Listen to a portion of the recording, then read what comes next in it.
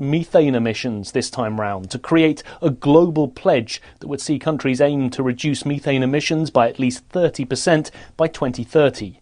But other countries want the US to make commitments on global finance and pledge billions of dollars to help poorer nations achieve their climate goals. The UK government has announced what it calls simplified travel measures for overseas arrivals. The traffic light system has been scrapped, and while a red list of restricted countries or territories remains in place, fully vaccinated travellers from other countries will soon face fewer tests. Laura Macon-Isherwood reports. The long-used green, amber and red traffic light travel list system will be scrapped, replaced instead by just one red list, countries from where travel is still banned unless you are a British or Irish national or have residency rights in the UK. For all other countries, fully vaccinated travellers will be able to enter the UK without having to take a PCR test beforehand and with just one COVID-19 test to take within 2 days of arrival. In a tweet, Transport Secretary Grant Shapps said the move would make travel simpler and cheaper, and the government says is a way to take advantage of high levels of vaccination. And more than 10,000 migrants have gathered under a bridge by the US-Mexico border. It's a growing humanitarian emergency and comes as illegal crossings have hit a 20-year high. From bureaus worldwide, this is FSN. With FSN Spotlight, I'm Simon Marks. Today remembering Sir Clive Sinclair, who has died at the age of 81. Back in the 1980s, his name was synonymous with the rapid development of the home and business computer industry. Sinclair Electronics was a British success story inspired by Clive Sinclair's invention of the pocket calculator in the early 1970s. Sir Clive went on to launch computer kits that enthusiasts could build in their own homes. The Spectrum, one of the first mass-market computers designed for an early generation of gamers. He left school at 17 to pursue his passion for electronics, and by 1984, launching the QL computer for businesses, he had a clear vision of where the industry was heading. The computer business generally is a long way from being even remotely near its end. It's an industry which is going to become the biggest industry in the world, bar none, bigger than cars, bigger than steel, and bigger than shipbuilding. Most of those computers, not just in numbers, which is obvious, but also in money, will be personal computers. How right he was. His business would be eventually outmaneuvered by larger competitors, including, of course, Apple and Microsoft. And his C5, an electric tricycle, was a major business flop. But he was an entrepreneur with unparalleled vision, even though, quite extraordinarily, he deliberately never used email. With FSN Spotlight, I'm Simon Marks. FSN is an independent source of news for TV, radio and digital networks worldwide. You can find more of our minute-by-minute updates on Twitter. Follow us there at Feature Story. And we have a wealth of audio and video stories from our global news bureaus on Facebook. You can find us there by following Feature Story News. Stay tuned for further updates right here. But for now, that's the latest Feature Story News. William Denzelo reporting. Researchers have definitively concluded that all of it, is some kind of sick joke. The Princeton study suggests that the entirety of existence, including time, marriage, migratory patterns of birds, continental drift, life itself, photosynthesis, human society, and the changing of the seasons, are all part of a massive twisted ruse orchestrated by a spiteful cosmos. Look at you morons, taking this stupid video for your pointless newspaper. Everything's a joke. I'm a joke, you're a joke, the whole universe is a joke. We at the Onion Week in Review are compelled to inform viewers that while this entire segment is indeed one small part of the giant perverse joke, the upshot is that the next minute of your life will be no more or less pointless than if you were to spend it with a loved one, mentoring an at-risk youth, or simply wallowing in your own feculence. In other news, Harley Davidson and Jack Daniels collaborate on a local felony. A churchgoer blanks on why she's lighting a votive candle. And please ring the bell and the boy will come round momentarily for your bags. For more news, visit theonion.com/newsbeat.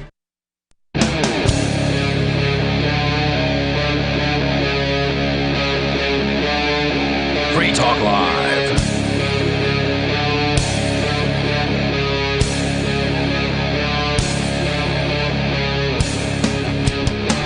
Denmark says move over Sweden as government lifts all restrictions for COVID.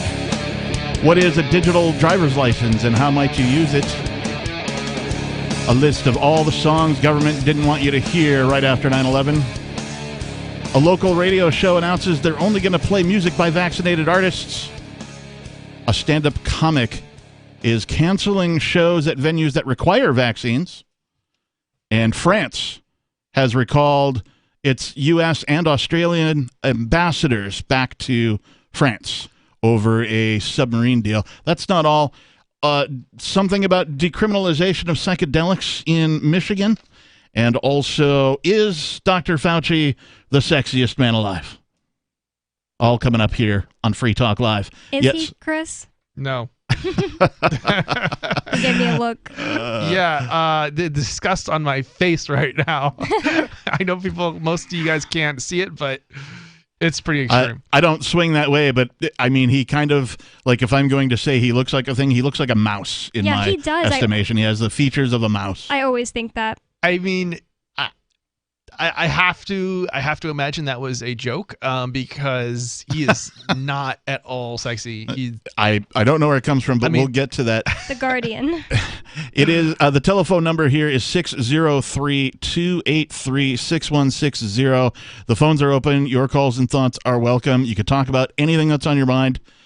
You can talk about any of the stuff that we want to talk about tonight. We might not get to all that stuff, but those are just sort of the top things that we've compiled for this show, this Friday night edition of Free Talk Live.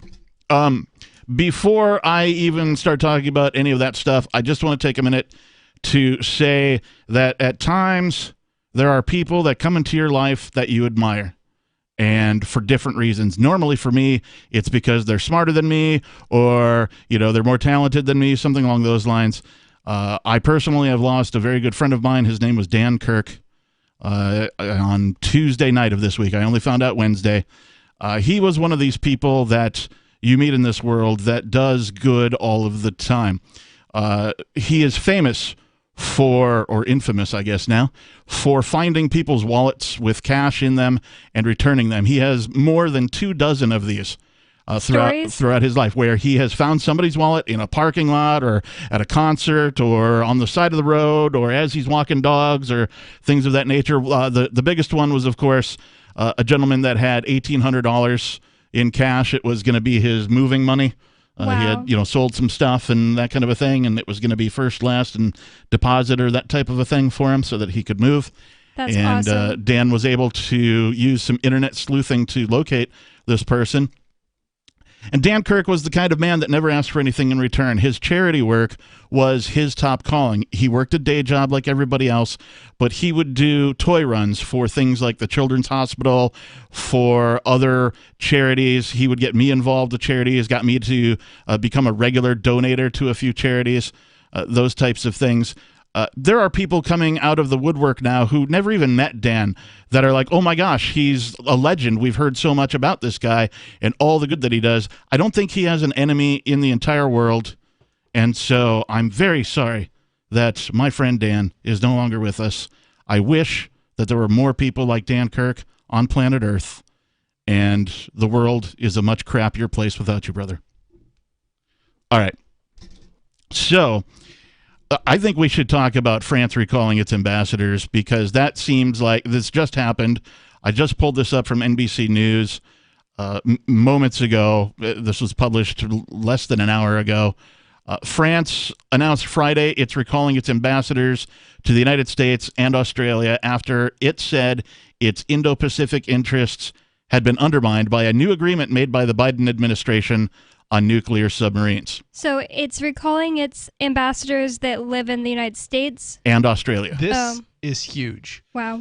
I don't know. This is the kind of thing that you do in the worst possible circumstances. I mean, this is I don't even know how to explain this. This is like pulling out of, your ambassadors out of Afghanistan. Right. When the Taliban took over. This is not something that you do.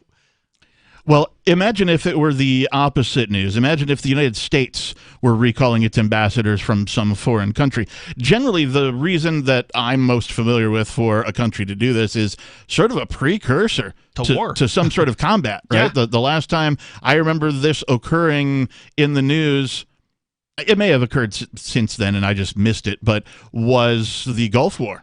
right before they started bombing Iraq and stuff like that. And Gulf One, that is. I remember like they issued a recall. They said, hey, if you're traveling, come on back or you're on your own. And they pulled all the ambassadors back as well before they started actually dropping bombs.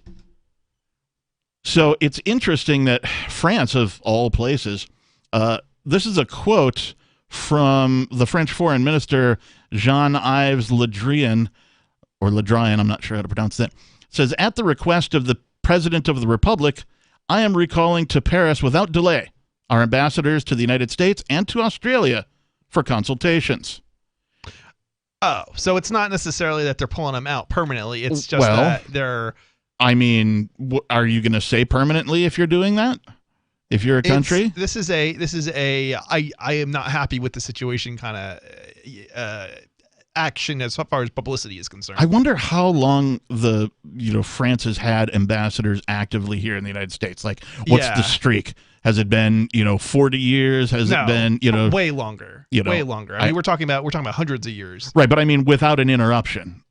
What's their streak? How long has France had an ambassador on U.S. soil consecutively without recalling them back for one reason or another? I mean, that's a good question. I would think they would get called back every once in a while, but.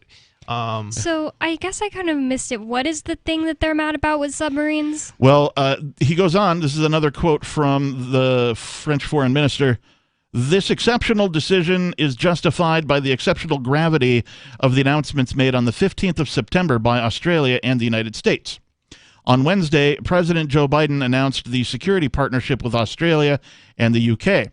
It will allow Australia to build nuclear-powered submarines for the first time using technology that the U.S. had only previously shared with Britain. Nuclear submarines offer more stealth capabilities, speed, and range than traditional submarines, and just a handful of countries, including China and Russia, have nuclear-powered submarines. I have a problem with this as well, because have you seen Australia recently? I mean, we've talked about it here on Free Talk Live and what's going on there and how they're trying to do the right thing for all of their people. I mean, Australia looks like the new Nazi Germany, in my opinion. I mean, a bigger question is Australia going to be able to afford these nuclear subs now? My thought when I heard that we were having an alliance with Australia to go against China or whatever was how many people are actually going to want to fight for Australia right now? Like, imagine being in that situation, being like, I'm going to war for you, government, right now. I mean, like, is that just my way of thinking, or are they going to have a huge shortage of people willingly fighting for them? How can they afford to go to war? I mean, look, if you look at the economic situation of a lot of these countries, they're locked down. Their economy has got to be at the point of collapse. Oh, but how are they papering over that? They could just be like, all right, new job sector market open. We're going to take all of these factories that once made whatever, and now we're building war machines because we got to go to war to duty to your country, and then, new jobs. Right, and we have, like, the internet exists, and so information travels faster than it ever has. I fail to see the point of building, well, anything warlike, any other war machines of really any kind. Already, the United States is the empire.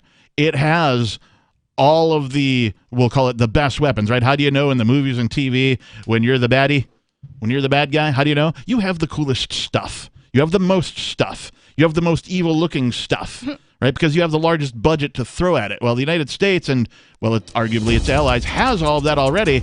Now they want to bring Australia into the fold. Can you imagine an alliance between the United States, Australia, and Great Britain? A military alliance, if you will. Those are that's a trio of death and destruction waiting to happen. Tax the rich, fund the wars. 603-283-6160. Is France recalling its ambassadors a big deal? Give us a call. Let us know. More Free Talk Live is next. Are you tired of governments murdering people around the world? Stop using their money. There is an alternative. Bitcoin is a stateless, free market, non-political currency. Bitcoin cannot be inflated or controlled by any government. By using their money, you are helping the state. You have an incredible alternative available now. Learn it, use it, spread it. Get started with Bitcoin at Bitcoin.com. That's Bitcoin.com. Do you feel like your nation, state, or community no longer holds your values? Have you dreamt of a place where people agree that liberty is important and are free to pursue their projects so long as they respect the property of others? There are many people just like you that are discovering freeprivatecities.com. Their social media links are at the upper right of the page at freeprivatecities.com. All skill levels will be needed when the first of the Free Private Cities opens. It's sooner than you think. Stop arguing and build. freeprivatecities.com. Breaking weather news. Belize is sunny and around 82 degrees every day this week. What's the forecast for your life? If current politics and economic prospects are cramping your freedom, escape to the tropics. ECI Development has affordable second homes for you to own or rent in Belize and other tropical countries. Places with stable governments and growing economies. Secure your freedom now. To find out more, send an email to ftl@ecidevelopment.com. When Monster Hunter International discovers one of Isaac Newton's wardstones being auctioned off, they decide to steal it and use it to destroy the Chaos God once and for all. But a mysterious thief upends their plan, and it soon becomes a race against time as something much older and infinitely more evil awakens in the jungles of South America. Monster Hunter Bloodlines by New York Times best-selling author Larry Correia and Baen Books. Visit monsterhunternation.com for more. The Free State Project has reached its goal of 20,000 liberty lovers who've pledged to move to New Hampshire and get active to achieve liberty in our lifetime. Perhaps you're trying to figure out what part of New Hampshire should be your destination. If so, consider Keene. You'll find more than 150 reasons to move to Keene at move.freekeene.com. Keene is famous for its historic, publicity-generating activism, as well as being the liberty media capital of the world. It's home to freekeene.com, New Hampshire's destination for liberty activism, news, and opinion. For years, we've been compiling over 150 reasons to move to Keene at move.freekeene.com, where you'll learn about some of what's happening here and what makes Keene a great place to live. If you love liberty, you'll probably enjoy anywhere you end up in the Shire. But do your due diligence first. Please visit move.freekeene.com for the full list of over 150 reasons to move to Keene. That's move.freekeene.com. Some of you asked, and now we've delivered. LRN.FM's live Keene, New Hampshire studio shows are now streamed in HD on Twitch. Visit our channel at twitch.lrn.fm and give it a follow. If you have Amazon Prime, you get one free subscription on Twitch. If you use it on our channel, Twitch will give LRN.FM a monthly piece of your Prime subscription cost. So please watch, follow, share, and subscribe to twitch.lrn.fm. That's twitch.lrn.fm. So you've signed the Shire Society Declaration and are planning your move to New Hampshire to be around more liberty-oriented people. Next, sign up for the Shire Society Forum at forum.shiresociety.com. There are a bunch of people there who are already in the Shire, and they want to meet you. If you're already in the Shire physically, you should also come by the forums. Remember, not everyone uses Facebook. New people are signing up for the Shire Society Forum every month, so drop in and say hello at forum.shiresociety.com. Got Telegram? You can follow our channel there and discuss show prep with other listeners at telegram.freetalklive.com.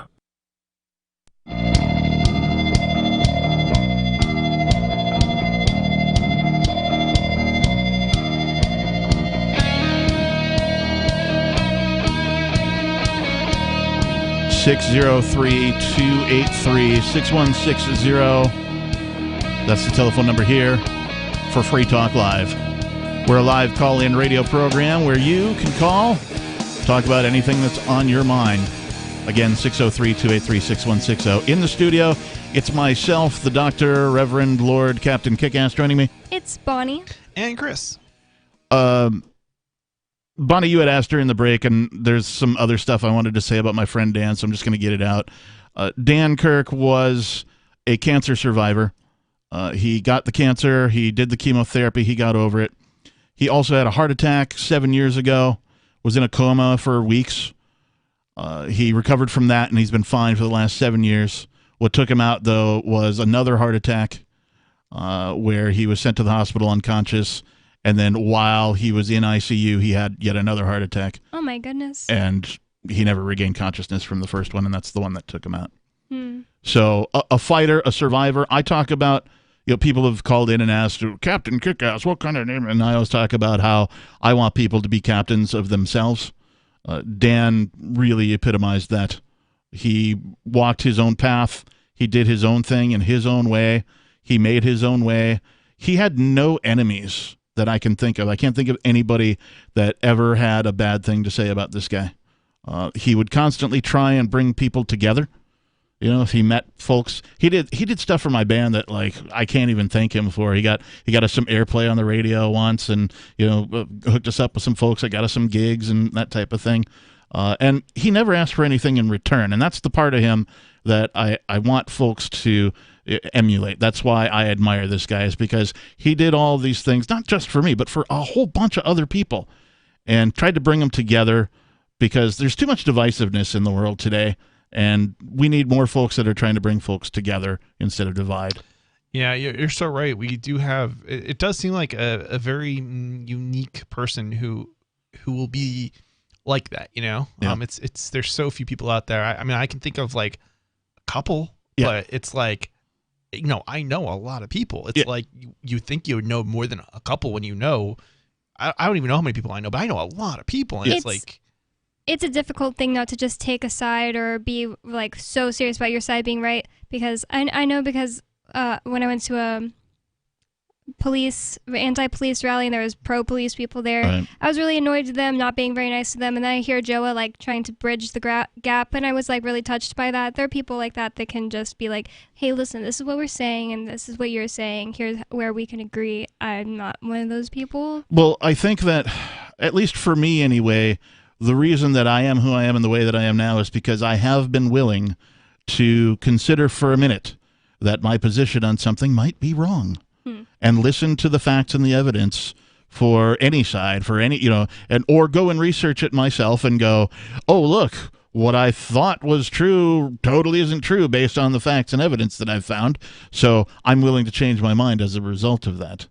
And so I think that's more of that needs to occur, and if there's more people out there that are able to do that for people, then I welcome them. Particularly if you're freedom-minded. I know New Hampshire has been in the news recently with its filing of a proposal for secession, and so if we can attract more freedom-oriented people here to help make that go, perhaps we actually can see freedom in our lifetimes, or at least freedom from the United States government anyway. You guys see the poll? I mean, I did in the newspaper. Yeah, got up to 80%. It got up to 85% of. I think it was 84%, but 84% of New Hampshireites support independence. That's unbelievable. That's great. I mean, it is the live free or die state. So, I expect people to sort of take that to heart. It wasn't a scientific poll, so I don't know if you could say 85% of New Hampshireites, but I will say I like that it looked like that, so that way people reading will be oh, I think you make a good point, and there's probably some truth to this. It may not be accurate. However, I think one of the things that is interesting about this poll is, one, it's the union leader. I mean, this is it's the New Hampshire newspaper. Union leader, right? Yeah.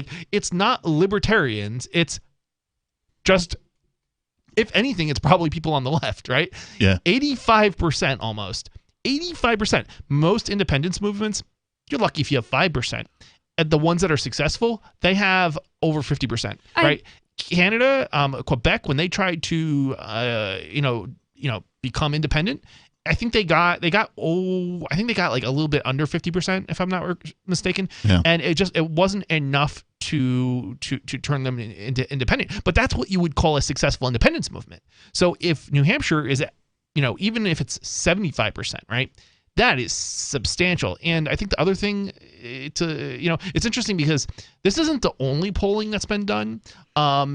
And one of the things that one person said who had gone around and asked, just your average people on the street, is, would you support independence? And this was actually before this whole movement got started, the independence movement, that is, in New Hampshire. But he asked people on the street, I think it was one place was a polling booth, right? And more than half of the people said yes. And that's in step with this this other unscientific poll. Well, and we talk all the time on Free Talk Live about planting seeds, right? Wherever you go, if you the speech that you use, the way that you talk about things, the language that you use, will sometimes plant seeds. And I know that other secession movements have gotten press, right? We know that California has attempted some sort of a secession. There's been some talk about like part of Oregon wanting to like become part of, what is it, Idaho or something like that, because they don't get along with the other side, the other half of Oregon, that kind of a thing. We know that Texas has done a secession movement, or there's at least people who have talked about it. But I'm under the understanding now that process-wise, New Hampshire is the leader. It is.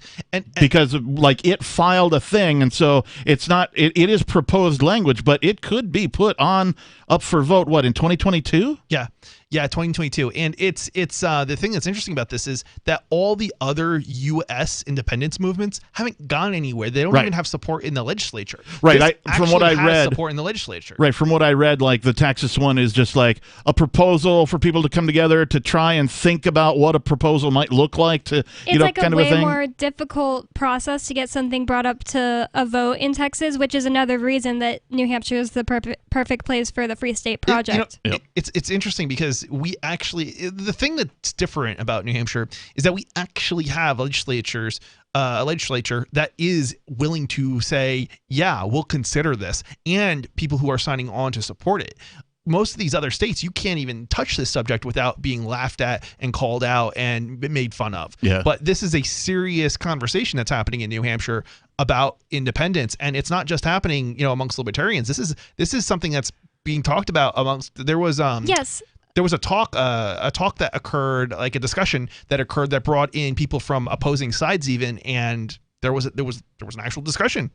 I was going to say, as far as you were saying, Captain, about planting seeds, and as far as what you were saying about it's not just libertarians saying this, Sarah Silverman came out and said something to who is a native New Hampshireite. She said that she believes that if certain states in the union are not getting along, they should have a amicable divorce. Yeah, I agree wholeheartedly. That's kind of, and that's some of the language that's been used around this, like divorce DC and that kind of a thing. 603-283-6160. More Free Talk Live is coming up. This is the Friday night edition.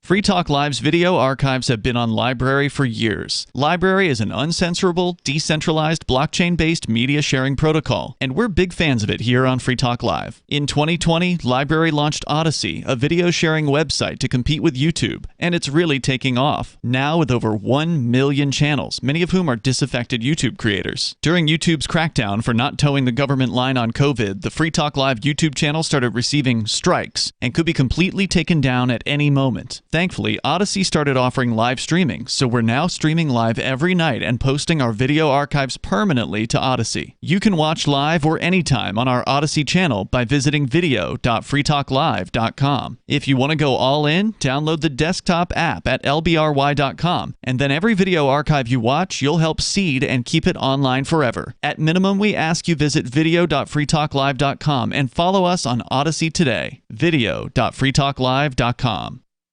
From Feature Story News in New York, I'm William Denzelo.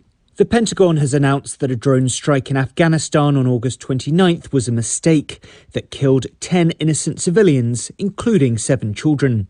Investigators have concluded that the targeted Toyota sedan was most likely loaded with water bottles, not explosives. The United Nations is warning Earth is on a catastrophic pathway, with global temperatures poised to rise 2.7 degrees Celsius by the end of the century. That's according to a new report from the UN Climate Agency. Rachel Silverman has more.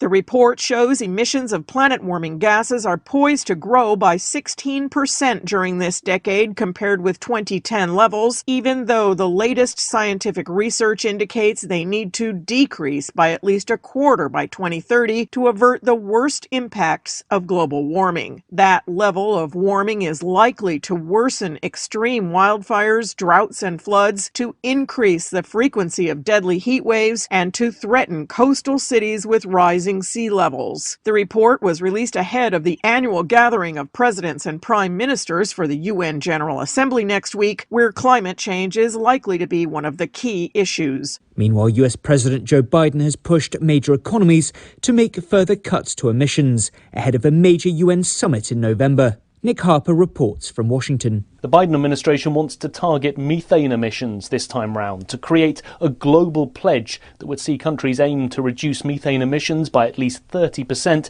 by 2030. But other countries want the US to make commitments on global finance and pledge billions of dollars to help poorer nations achieve their climate goals. The UK government has announced what it calls simplified travel measures for overseas arrivals.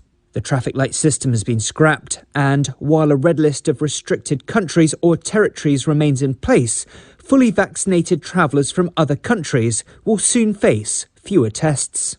Laura Macon-Isherwood reports. The long-used green, amber and red traffic light travel list system will be scrapped, replaced instead by just one red list, countries from where travel is still banned unless you are a British or Irish national or have residency rights in the UK. For all other countries, fully vaccinated travellers will be able to enter the UK without having to take a PCR test beforehand and with just one COVID-19 test to take within 2 days of arrival. In a tweet, Transport Secretary Grant Shapps said the move would make travel simpler and cheaper, and the government says is a way to take advantage of high levels of vaccination. And more than 10,000 migrants have gathered under a bridge by the US-Mexico border. It's a growing humanitarian emergency and comes as illegal crossings have hit a 20-year high. From bureaus worldwide, this. Do you appreciate what we do? Help us advertise, market, and promote for just $5 a month at amp.freetalklive.com.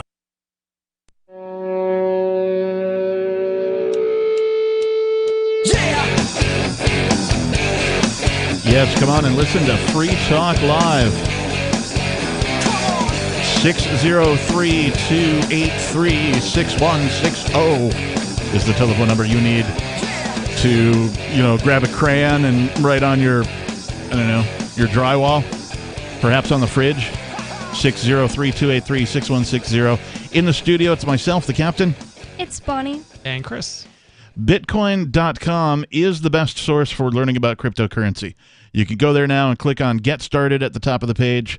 Once you do that, you'll find all sorts of valuable information neatly organized to suit your needs. There's no longer any excuse to ignore this very important and world-changing information. If you are a knowledgeable crypto user already, you can check out news.bitcoin.com and get all the latest headlines of the news that's relevant to you. Bitcoin.com is your source for everything crypto, like getting a wallet app, mining, trading, and all the latest cryptocurrency news all on a very slick and easy-to-use website. Please visit Bitcoin.com. All right, so one final thing about this bit with France recalling its ambassadors from the U.S. and Australia because of a new agreement between Australia and the United States that allows Australia to build nuclear-powered submarines for the first time. The French ambassador, Le Drian, said that this new pact was an affront to France's previous agreement with Australia. So apparently there was some agreement between Australia and France that said, we're not going to build nuclear submarines for some reason. Okay, I get it now. I thought they were mad that we were giving the technology to Australia and not France. And not to France? So wait a minute. As I understand it, France was supposed to be building nuclear subs for Australia, and it was the U.S. stealing that business that irritated France. I don't know, because I pay so little attention to government on government action.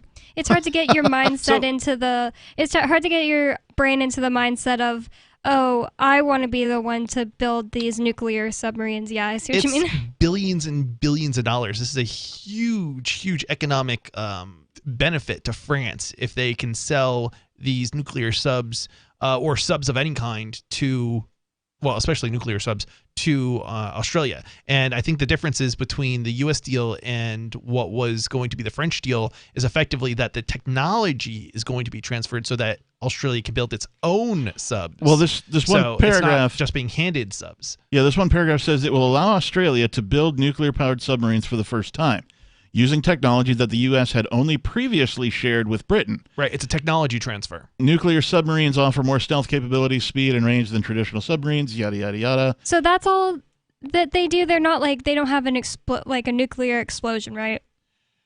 Nuclear submarine refers to how the vessel is powered. Oh, okay. In this case, I mean, they all carry missiles and, armaments and that kind of a thing. Of course, they're machines of war, so it's not like they're unarmed. So I think it depends on the country and like what they have available. I just realized it doesn't make sense anyway because nuclear missiles have to fall, and that gravity is what makes the explosion so crazy. So it's something that we'll certainly keep an eye on. It is interesting. I can't remember the last time, ambassadors were recalled to their home country from the U.S. outside of Gulf One. So, well, this just goes to demonstrate just how much money these countries like France and the UK and the United States and Russia make from selling arms to other countries. It is a huge business. It's a business that is so large that France recalled its ambassador to the United States and to Australia. Yeah, war's a racket. That is huge. Yeah. So I want to move on from that. I want to talk about a couple of things. Since I had a bit of dedication to my friend Dan Kirk earlier, he was a rock and roll fan. He loved regular rock, classic rock, heavy metal. He was a big fan of like Iron Maiden and stuff like that. He and I discussed this a couple of times, and it's worth mentioning again that after 9/11, the government sent a list of songs to radio stations that they strongly suggested radio stations do not play after the September 11th attacks on the towers, the planes flying into it, of course, September 11th. A loose list of songs circulated from higher-ups to ground-level DJs, which included essentially anything that could be remotely related to any of the tragic events that had taken place was constructed. These tracks were encouraged, it says here in italics, to be excluded from airplay, not banned. Some stations even disregarded the list and continued to play certain songs.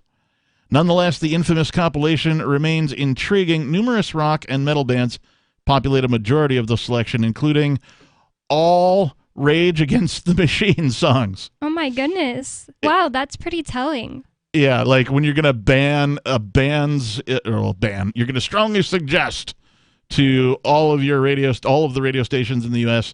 who play music that they don't play an entire artist's catalog in any way, shape, or form is pretty telling. There's more to it. Just because of its name. It does start this top of the list, all Rage Against the Machine songs. Now, I give them a whole bunch of crap now because, well, they've kind of been cooperate with the machine more than raging against the machine as of late. But certainly their early stuff was far more anti and rebellious than their actions have been politically. But Drowning Pool, Bodies, I'm familiar with that one. That's Let the Bodies Hit the Floor, right? I got scared one time because I knew it wasn't saying Let the Bonnies Hit the Floor, but like I was alone and I was just hearing Bonnies and I was like, no, I have to turn this. Let the Bonnies hit. But you're only one Bonnie. Yeah. So there would have to be two of you for it to be plural. Well, there's probably more Bonnies. Would you get together with a big group of Bonnies to have like Bonnie Fest? No. Well, the one Bonnie Caller is pretty cool. That's true. Mudvayne, Death Blooms, Megadeth, Dread and the Fugitive, Megadeth, Sweating Bullets, of course.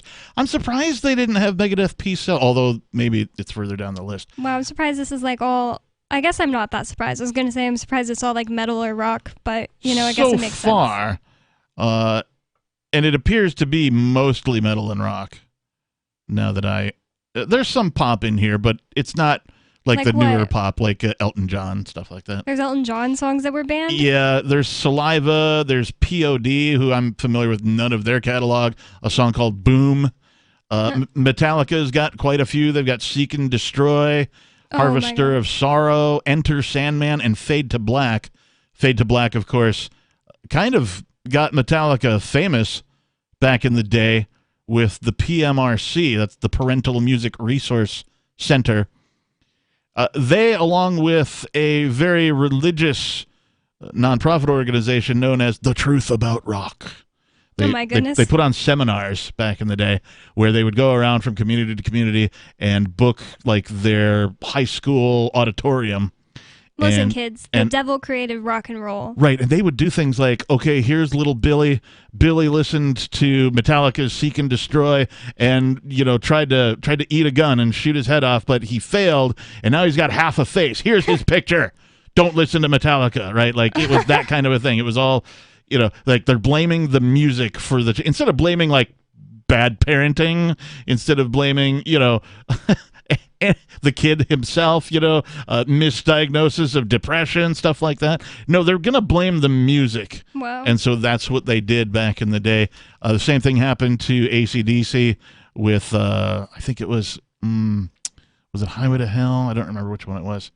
We got some Godsmack, Tool, Intolerance, Soundgarden, Blow Up the Outside World. A whole bunch of AC/DC, Shot Down in Flames, Shoot to Thrill, Dirty Deeds, Highway to Hell. All the classics are in there. I'm just completely shocked at Killer Queen. Like, why? Like, anybody's going to be like, oh my gosh, Killer Queen, that reminds me of 9/11. Black Sabbath, War Pigs, of course, because, you're going to war. Sabbath, Bloody Sabbath, Suicide Solution, Holy Diver, Steve Miller Band, Jet Airliner, Van Halen Jump, Queen, another one Bites the Dust, Queen, Killer Queen. Alanis Morissette, Ironic, that's retarded. The Bangles, Walk Like an Egyptian. What? Yeah, Walk Like an Egyptian. Fuel, Bad Day. Peter Gabriel, When You're Falling. Kansas, Dust in the Wind. 603-283-6160. More Free Talk Live coming up. This is Michael Dean from the Freedom Fiends. I've run websites since 1996 and have used over a dozen web hosts in that time. AgristHosting.com is the only one that hasn't broken my heart. Agrist Hosting's uptime and service is stellar, and their DDoS mitigation is the best I've seen. That's important because if you tell the truth in this world, you'll ruffle feathers. And some people will try dirty tricks to silence your voice. No matter what the haters hit us with, Agrist Hosting keeps our websites online. If you have a mission-critical commercial presence or a world-changing activism site, you cannot tolerate any skullduggery. So go with AgristHosting.com. Have a WordPress or blog site, but you're not satisfied with performance or uptime? Or just want raw hosting? Want to pay with Bitcoin? Agrist Hosting specializes in high-performance hosting with personalized service. Go to AgristHosting.com and click on the button that says Get Hosted. That's AgristHosting.com. The new 4th edition of Healing Our World, The Compassion of Libertarianism, will take your understanding of liberty to a deeper level and has over 1,300 updated references, new cartoons, and a foreword by Dr. Ron Paul. With discounts for multiple book purchases, the 4th edition of Healing Our World is a great gift for the liberals, pragmatists, environmentalists, and Christians in your life who think libertarianism is cold-hearted. Get yours today at healing.freetalklive.com and use promo code FTL for a $5 discount. If you want to know the latest about Free Talk Live before we go on the air, all you need to decide is how you want it delivered. It's your choice. Visit news.freetalklive.com to receive our usually weekly news updates by email. Plus, we have a Twitter account at twitter.freetalklive.com, and you can follow us on the decentralized Mastodon platform at toot.freetalklive.com. So please follow us at toot.freetalklive.com and sign up for our emails at news.freetalklive.com. We have some good news. The indictments against Ross Ulbricht in the District of Maryland were dismissed with prejudice, meaning they can never be refiled. This is especially good because those indictments contain the only charge ever made that Ross engaged in murder for hire. This was a serious allegation that Ross Ulbricht denies. It was never prosecuted or ruled on by a jury, but was trumpeted by the federal government and the media as if it were proven fact. The Maryland court held these indictments for almost 5 years, poisoning Ross's case and leaving him under a cloud of unproven allegations. allegations. As explained in Ross's appeal to the Supreme Court, the fact that the judge used these allegations to give Ross a draconian sentence of double life without parole violated his Sixth Amendment right to a jury trial. Judges are required to issue sentences based on convictions decided by a jury, not unproven allegations never even charged at trial. Although this is a positive development, the dropped indictment will not set Ross free. Now, a presidential pardon is Ross's only hope of freedom. Sign the petition at freeross.org. freeross.org. The LRN.FM's social media channels have been revamped. We've eliminated Facebook and focused on other platforms like Twitter and Mastodon, the decentralized alternative to Twitter. On our accounts, you'll find posts from multiple LRN.FM show hosts together in one place. Follow us on Twitter at twitter.lrn.fm, or better yet, move to the decentralized Mastodon social media platform at toot.lrn.fm, toot.lrn.fm. I think you'll like it. Are you tired of your taxes funding endless occupations around the world? Antiwar.com is run by people who understand that wars abroad become wars at home, wars on our freedoms. Antiwar.com is dedicated to bringing you the latest in news, views, interviews, and reviews from the top movers and shakers in the anti-occupation movement. Antiwar.com has it all, from thorough foreign policy analysis to interviews with whistleblowers who used to run the military-industrial complex. Anti-war, pro-free market. That's antiwar.com. Our Matrix server is about as free as internet chat can be. Join the existing rooms or create your own at chat.freetalklive.com.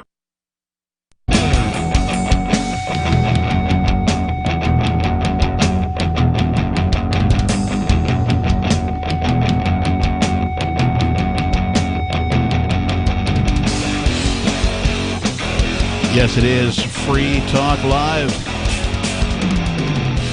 The telephone number, if you'd like to join us, is 603-283-6160. Phones are open. You can talk about anything. It's called Free Talk Live. No subject is taboo. The only rules that we really have is, well, no cussing. You purposely say taboo and Yahoo. Yahoo is what I like to say Yahoo instead of Yahoo. Occasionally I'll say taboo or it is taboo. Taboo or not taboo? Taboo, like taboo or taboo? It's taboo, not taboo. Taboo. We were talking about this. This is from Loudwire.com. This hilarious list of songs that the United States government strongly encouraged radio stations not to play so strongly that they sent the list to all of the radio stations. And there's only like 5 or 6 companies that own all the radio stations, but they sent them to not only those companies, but to all of the distribution lists as well, highly suggesting they don't play any of this stuff. I'm not a music person, and I have no idea what these songs are. Can you guys give me a description? Like, what is it about these songs? Well, let me tell you one. Sure, go ahead. Tom Petty, Free Fallin'. It has nothing to do with war. It has nothing to do with anything like an explosion. It's just Tom Petty saying, free fallin'. And that's hilarious that they would not want that. Yeah, the Foo Fighters have a song on this list called Learn to Fly. So they didn't take off Tom Petty's Learning to Fly. That's weird. Well, I don't know if they did, but so these are like songs and song titles that may have content that could be construed as, I'm going to say, bad taste, maybe? Like, I think the government is afraid of, I don't know what they're afraid of. I don't know why. Like, other than controlling people, I don't know why. Is this really something the government should be doing? No, absolutely not. Which is why I bring it up on this show, because this is what we do here at Free Talk Live. Okay, so I get that some people may have, lost a loved one on September 11th. I get that. But seriously, it's the radio. Beastie Boys' Sure Shot. And also, I thought Sabotage by Beastie Boys was interesting because it almost sounds like an admission. Yeah, sabotage because it's an inside job. Tom Petty, Free Fallin' did also make the list, by the way. Free Fallin' and Learning to Fly? Yep. Bruce Springsteen's I'm on Fire also made the list. So, yeah. And, if you're on our social media, I will post this. Of course, if you're not, you can go find us over at social.freetalklive.com. It sounds like they were trying to control the atmosphere just generally in order to have more control. Yes. I mean, this is manipulation. It sounds like manipulation to me. If I were a program director, I'd probably have gotten fired for doing this. But if I were program director on a radio station and I received this list, I would just use it as, I'd be like, hey, guess what? We're changing our format today. We're just going to play all of these songs. You want to play every Rage Against the Machine song, Captain? Well, I'd put it on random, along with all these other songs, But perhaps you could, hey, let's do a Rage hour, an hour of Rage from 7 to 10 or whatever, right? 7 to 8. But that's a thing that the government will do, right?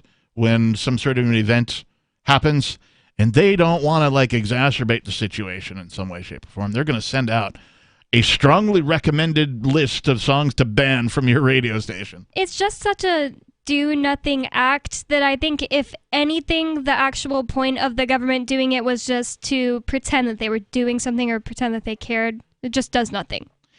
So in other somewhat, it's not really related, but in the fact that it's related to music and radio shows, a local Vancouver radio show announces that they will only play music by vaccinated artists. Oh, I did hear about this somehow. How are they even going to know which artists are vaccinated? Know. And what happens if some are vaccinated and some are not? I guess that crosses Nicki Minaj right off the list. I don't know if you guys have heard. She got kicked off Twitter for questioning the vaccine. She got canceled?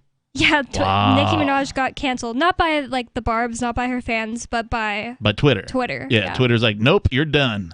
Yeah, so ridiculous. This is a good opportunity to bring up Mastodon.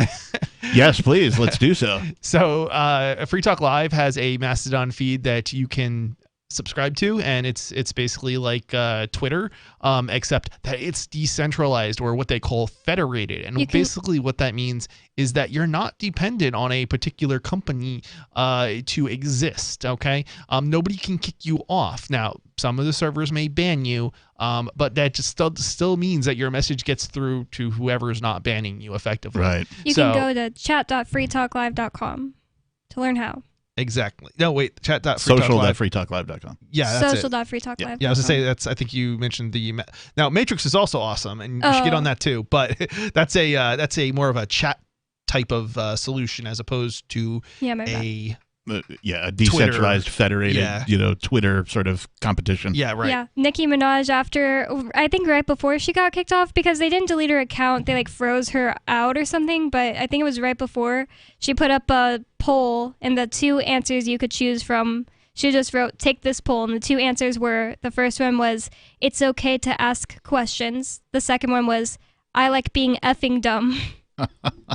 Well, Mastodon has been getting super popular over the years, especially in more recent years. It used to be this thing that only techies were on, and then kind of libertarians kind of went on, and then conservatives. And I mean, with everybody getting kicked off of the other platforms, it's long past due that people get on other platforms that are not centrally controlled, that don't have a corporation behind them, telling you what you can and cannot say. Or worse yet, have governments behind them telling them who to cancel and what they can and can't put on, such as Mark M. Efferberg. Yeah, I mean, and it's pretty disturbing with the amount of censorship that's been going on lately. There was was it last week? I think it was. There was a group on Telegram even. Now, Telegram tends to be one of the least bad platforms that are centralized, where there is less censorship going on. However, when the government puts their finger on you, you begin to squeal, and that's basically what's happened with Telegram. And so Telegram is no longer as safe. And last week they even censored a group that basically was involved with 3D printers. You would think, well, why would you ban a group that's involved in the 3D printers? Well, some people in that group apparently had shared 3D printed designs for manufacturing guns, and not that they were illegal or anything. It was just because, and they just didn't like it, and they're like, nope, not going to have that on our platform. Yep, exactly. Yeah, and that sucks. You have to remember that Telegram is not a U.S. corporation, so in a lot of the world, guns are illegal, and so is sharing it potentially. And this is one of the things that decentralization helps protect us against. It helps us. It protects us against both governments as well as corporations, because it's not just governments you have to fear. The copyright cartels, like Disney and other companies, have been going after pirate groups on Telegram as well. Well, even within the firearms industry, copyright is huge. Right. Yep. So, like, if you're a gun company and you make this kind of gun, if somebody copies it, you could have a case, a copyright case against them for a number of things. But what the decentralization and just the transmission of information does is just think of all the bureaucracy it cuts out. Right? I think you had a pretty good list. It cuts out your local government, your state government. It cuts out the federal government. It cuts out the gun manufacturers. The corporations. Right? The corporations. Yep. And all you need is the raw materials and a couple of files, and you could print your own gun in your own home with your own 3D printer. I hope that happened in some places where guns aren't allowed. The thing that I find most disturbing is when they say we are going to delete groups that are terrorist groups, because the problem with terrorism. Good, then delete every government account ever. Well, yeah, that's what I would like to see, but not really. I wasn't talking to you. I was talking to the people saying they're going to delete terrorist accounts. Good. Start with government accounts. The problem is, what is terrorism, right? And terrorism, if you look at what the governments consider around the world terrorism, a lot of them are freedom groups. They're groups that are pro-freedom. So it's basically code for saying we're going to censor the libertarians, or we're going to censor whoever it is in your country that is in the minority. Yeah, it's kind of funny that the governments have to create a whole new and messed up definition of the word terrorism just to make it not sound like themselves. The G word has changed their definition of terrorism. It used to say the use of violence and intimidation, especially against civilians, in the pursuit of political aims. That's what it used to say. Now it says the unlawful use of violence and intimidation, especially against so if it's legal, it's not terroristic. The so-called terrorists on 9/11 killed 3,000 people. The U.S. government killed millions over the course of the war on terrorism. 603-283-6160. This is Free Talk Live. Hour number 2 is next. Are you tired of governments murdering people around the world? Stop using their money. There is an alternative. Bitcoin is a stateless free market non-political currency. Bitcoin cannot be inflated or controlled by any government. By using their money, you are helping the state. Stop doing it. You have an incredible alternative available now. Learn it, use it, spread it. Get started with Bitcoin at bitcoin.com. That's bitcoin.com. Do you feel like your nation, state, or community no longer holds your values? Have you dreamt of a place where people agree that liberty is important and are free to pursue their projects so long as they respect the property of others? There are many people just like you that are discovering freeprivatecities.com. Their social media links are at the upper right of the page at freeprivatecities.com. All skill levels will be needed when the first of the Free Private Cities opens. It's sooner than you think. Stop arguing and build. freeprivatecities.com. I'm a little obsessed with My Magic Mud. Several years ago, I met Jessica Armand, the founder and CEO of My Magic Mud, and I didn't even know my teeth were coffee stained. A week's worth of use convinced me, and now I use it every 3 or 4 days. It's clinically proven to whiten teeth, and I think it cleans better too. My Magic Mud's available at most local health food stores, Sprouts, Natural Grocers, CVS, Walmart's Natural Beauty Aisle, but I can get it for you for 20% off with coupon code FTL20 at mymagicmud.com. FTL20 mymagicmud.com. There are lots of ways to listen to Free Talk Live. Our podcast has been around since podcasts began, and now the FTL feed is loaded with content besides our full show archives. Did you know that we make it easy for you to customize your podcast subscriptions? We have different feeds, one that includes only our full shows, one with just the Daily Digest, and our main feed that includes everything. You decide what you listen to. It's quick and easy to customize your feeds at feeds.freetalklive.com. That's feeds.freetalklive.com. You're listening to the live edition of Free Talk Live. Hour number 2 is next after the news here on the Liberty Radio Network at LRN.FM. From Feature Story News in New York, I'm William Denzelo. The Pentagon has announced that a drone strike in Afghanistan on August 29th was a mistake that killed 10 innocent civilians, including 7 children. Investigators have concluded that the targeted Toyota sedan was most likely loaded with water bottles, not explosives. The United Nations is warning Earth is on a catastrophic pathway, with global temperatures poised to rise 2.7 degrees Celsius by the end of the century. That's according to a new report from the UN Climate Agency. Rachel Silverman has more.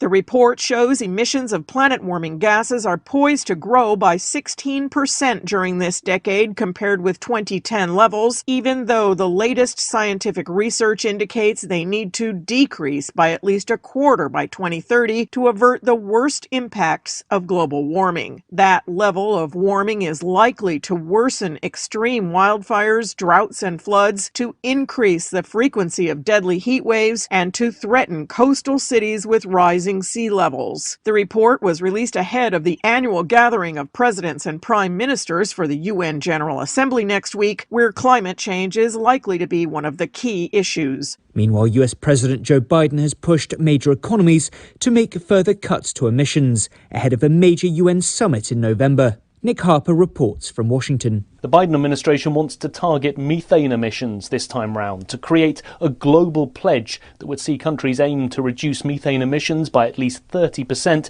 by 2030. But other countries want the US to make commitments on global finance and pledge billions of dollars to help poorer nations achieve their climate goals. The UK government has announced what it calls simplified travel measures for overseas arrivals. The traffic light system has been scrapped, and while a red list of restricted countries or territories remains in place, fully vaccinated travellers from other countries will soon face fewer tests. Laura Macon-Isherwood reports. The long-used green, amber and red traffic light travel list system will be scrapped, replaced instead by just one red list, countries from where travel is still banned unless you are a British or Irish national or have residency rights in the UK. For all other countries, fully vaccinated travellers will be able to enter the UK without having to take a PCR test beforehand and with just one COVID-19 test to take within 2 days of arrival. In a tweet, Transport Secretary Grant Shapps said the move would make travel simpler and cheaper, and the government says is a way to take advantage of high levels of vaccination. And more than 10,000 migrants have gathered under a bridge by the US-Mexico border. It's a growing humanitarian emergency and comes as illegal crossings have hit a 20-year high. From bureaus worldwide, this is FSN. With FSN Spotlight, I'm Simon Marks. Today remembering Sir Clive Sinclair, who has died at the age of 81. Back in the 1980s, his name was synonymous with the rapid development of the home and business computer industry. Sinclair Electronics was a British success story inspired by Clive Sinclair's invention of the pocket calculator in the early 1970s. Sir Clive went on to launch computer kits that enthusiasts could build in their own homes. The Spectrum, one of the first mass-market computers designed for an early generation of gamers. He left school at 17 to pursue his passion for electronics, and by 1984, launching the QL computer for businesses, he had a clear vision of where the industry was heading. The computer business generally is a long way from being even remotely near its end. It's an industry which is going to become the biggest industry in the world, bar none, bigger than cars, bigger than steel, and bigger than shipbuilding. Most of those computers, not just in numbers, which is obvious, but also in money, will be personal computers. How right he was. His business would be eventually outmaneuvered by larger competitors, including, of course, Apple and Microsoft. And his C5, an electric tricycle, was a major business flop. But he was an entrepreneur with unparalleled vision, even though, quite extraordinarily, he deliberately never used email. With FSN Spotlight, I'm Simon Marks. FSN is an independent source of news for TV, radio and digital networks worldwide. You can find more of our minute-by-minute updates on Twitter. Follow us there at Feature Story. And we have a wealth of audio and video stories from our global news bureaus on Facebook. You can find us there by following Feature Story News. Stay tuned for further updates right here. But for now, that's the latest Feature Story News. William Denzelo reporting.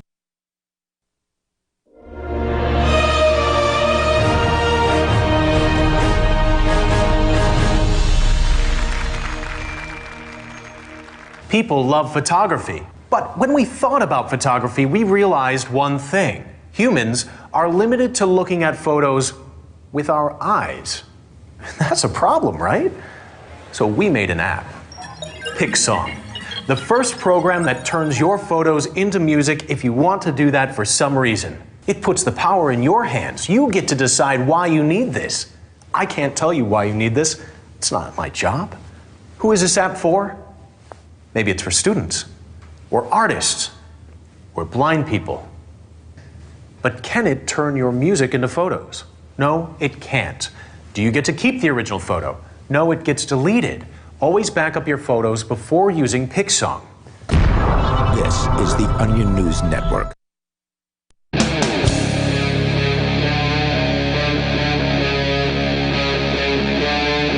Free Talk Live.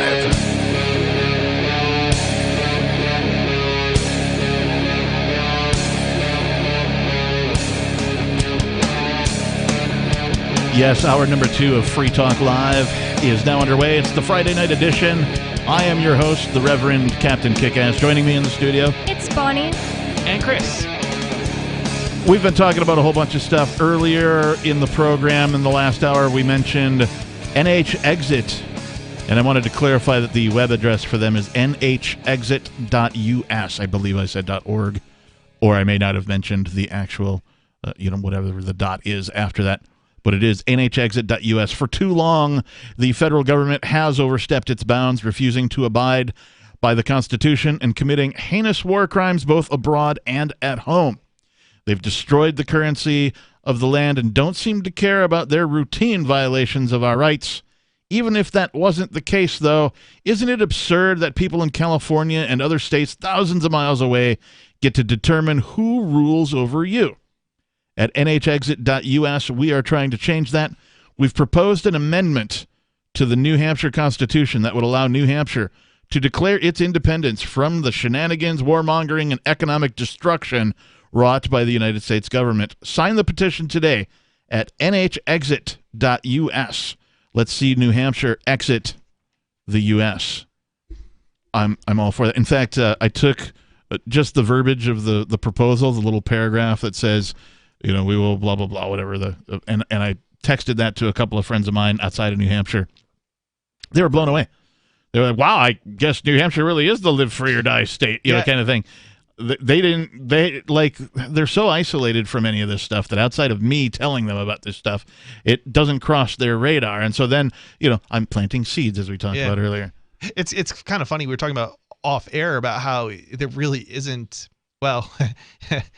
we're in a race was a quote in a story at freaking.com in regards to NHExit. And, the joke or the funny thing about that is there isn't a race because there's nobody else really got a genuine, potentially successful California kind of, California kind of mentioned it a little bit. If you look at the numbers, though, there isn't a race. It's New Hampshire and nothing else. Well, we're definitely leading as far as any states that want.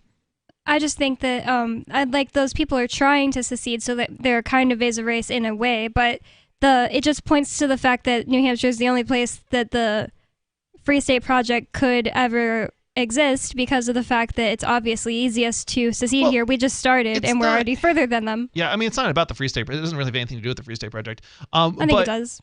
There's no other, outside the United States, there are genuine independence movements, right? Yes. But inside the United States, there's nothing that has more than 10% outside of New Hampshire in terms of support.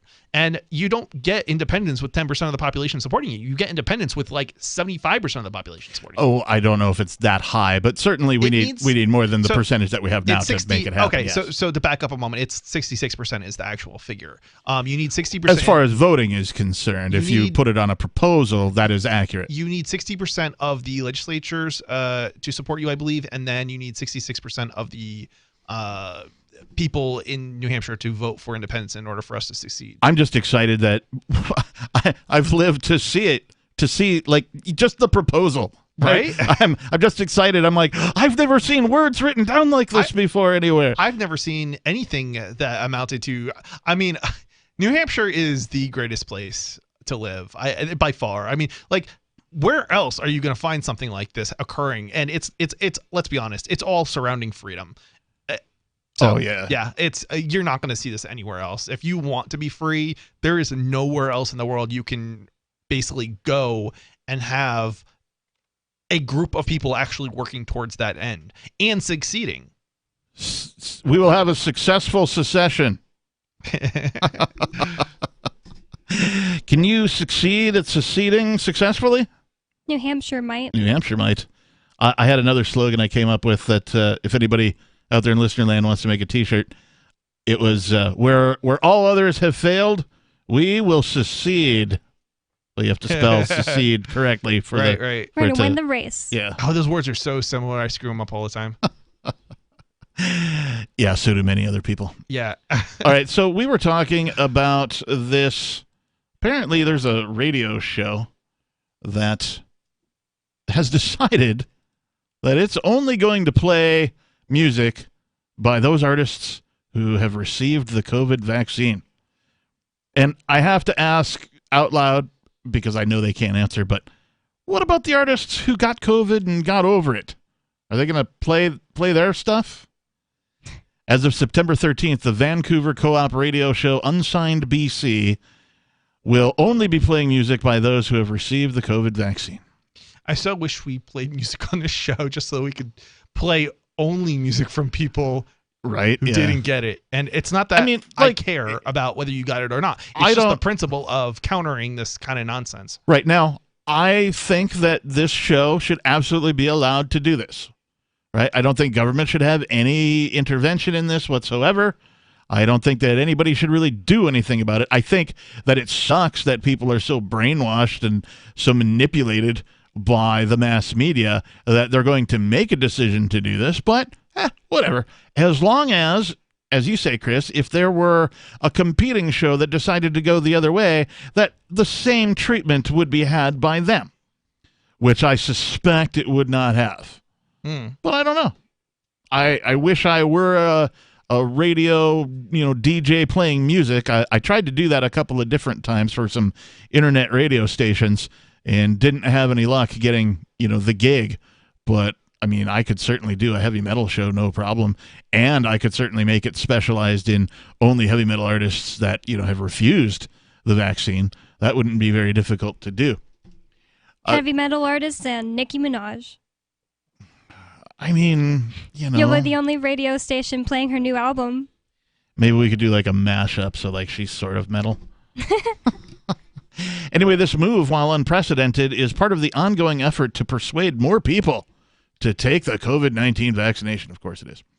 As of September 13th, the show, which bills itself as a weekly program that plays 100% locally created music, will be cutting off support of any musicians in the British Columbia who have refused or have yet to take the vaccine. Okay, first of all, this is such a PR piece, is it not? Because look at how many people are you really going to get the vaccine over this? That was my thought exactly. In fact, I think that this might cause them backlash. It's just making them look like a-holes. Yeah, it sounds like such a PR nonsense. Now, first and foremost, I can say from having been in we'll call it a local band, we got to open for some very awesome bands and that kind of thing. It's not like we didn't have any great, but like when you're a local band, especially when you're starting out, you got nothing. You're paying to play. You put all your money into your instruments and renting a place where you as a band can rehearse loudly. If you don't have some rich parents' basement to practice in or whatever, that kind of stuff. So for them to take and cut off local musicians who basically aren't getting paid anyway, if not completely not getting paid anyway, and to cut off a potential stuff for your show just because you disagree with their personal medical decision is, I don't know, man. It just highlights the stupidity of the whole thing. It really gets my goat. It really burns my ass. It flabbers my gast. It's ridiculous bullying. I think that even if you're bullying someone into taking a vaccine that's been around for years, I think that's incredibly wrong. And this is an experimental vaccine that we don't know the long-term effects of, and you're literally messing up people's livelihood. Yeah, it's interesting because it wouldn't and the crazy thing is there are other more traditional vaccines, so it's not coming. So it's not even But they're forcing you to take this more experimental vaccine, and it's like, what happens if it ends up going badly down the road? And it might, which is why they usually have much longer, like many year-long periods of testing before they release a vaccine on the market. And it also might go badly the week you get it, like lots of people have been reporting. So this show is literally turning itself into a propaganda show instead of what it espouses to be. It says each episode consists of songs or reviews and a discussion on social issues using music to address the topic. The show regularly features experts such as guest hosts, from academics to politicians and advocates. So they're just chopping their audience in half by going this way. 603-283-6160. What is a digital driver's license? Coming up. Breaking weather news. Belize is sunny and around 82 degrees every day this week. What's the forecast for your life? If current politics and economic prospects are cramping your freedom, escape to the tropics. ECI Development has affordable second homes for you to own or rent in Belize and other tropical countries. Places with stable governments and growing economies. Secure your freedom now. To find out more, send an email to ftl@ecidevelopment.com. After a devastating war, the alien visitors were driven back, and their willing human collaborators were left behind to face the music. When Emma Jean Anderson's ex-lover brings her from prison, Nathan Foster and his 14-year-old nephew Ben are tasked with bringing the pair to justice. An easy enough job until they discover something is inside Emma Jean, and the fate of the planet hangs in the balance. The Family Business by Mike Coopery from BaneBooks.com. Are you tired of governments murdering people around the world? Stop using their money. There is an alternative. Bitcoin is a stateless, free market, non-political currency. Bitcoin cannot be inflated or controlled by any government. By using their money, you are helping the state. Stop doing it. You have an incredible alternative available now. Learn it, use it, spread it. Get started with Bitcoin at bitcoin.com. That's bitcoin.com. Do you feel like your nation, state, or community no longer holds your values? Have you dreamt of a place where people agree that liberty is important and are free to pursue their projects so long as they respect the property of others? There are many people just like you that are discovering freeprivatecities.com. Their social media links are at the upper right of the page at freeprivatecities.com. All skill levels will be needed when the first of the Free Private Cities opens. It's sooner than you think. Stop arguing and build. freeprivatecities.com.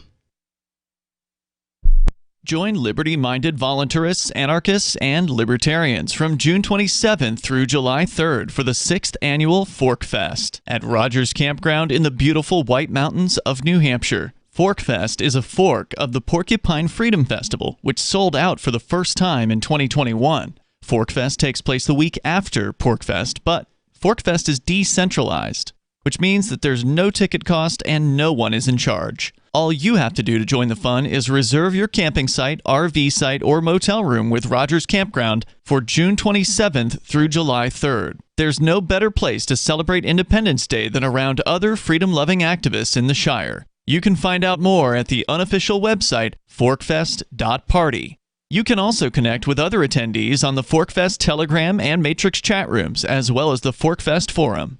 You can find links to those at forkfest.party. We hope to see you there. Forkfest.party. What if you want to hear the latest episode of Free Talk Live, but all you have is your phone, you forgot to download our archive, and you have no data connection? You can call our Listen line at 641-793-0191. That's a long-distance number, so you may incur charges. If not, listen as long as you want. 641-793-0191. The Free Talk Live Listen line, 641-793-0191. There are basically two types of advertising, direct response and branding. Radio's great for direct response with its low cost to listener ratio, but audio can't be beat for branding, which is a longer term endeavor. You want to be the first thing that someone thinks of when they think about your product or service. If you have a local business that you want kept top of mind in your community, call the station. If you need national reach, Free Talk Live's got around 200 radio stations, millions of monthly listening sessions, can suit all budgets, and if we don't think we're right for you, we'll tell you. Email me, mark@freetalklive.com. You can stick it to the man and big tech. Join our FTL social mastodon at social.freetalklive.com.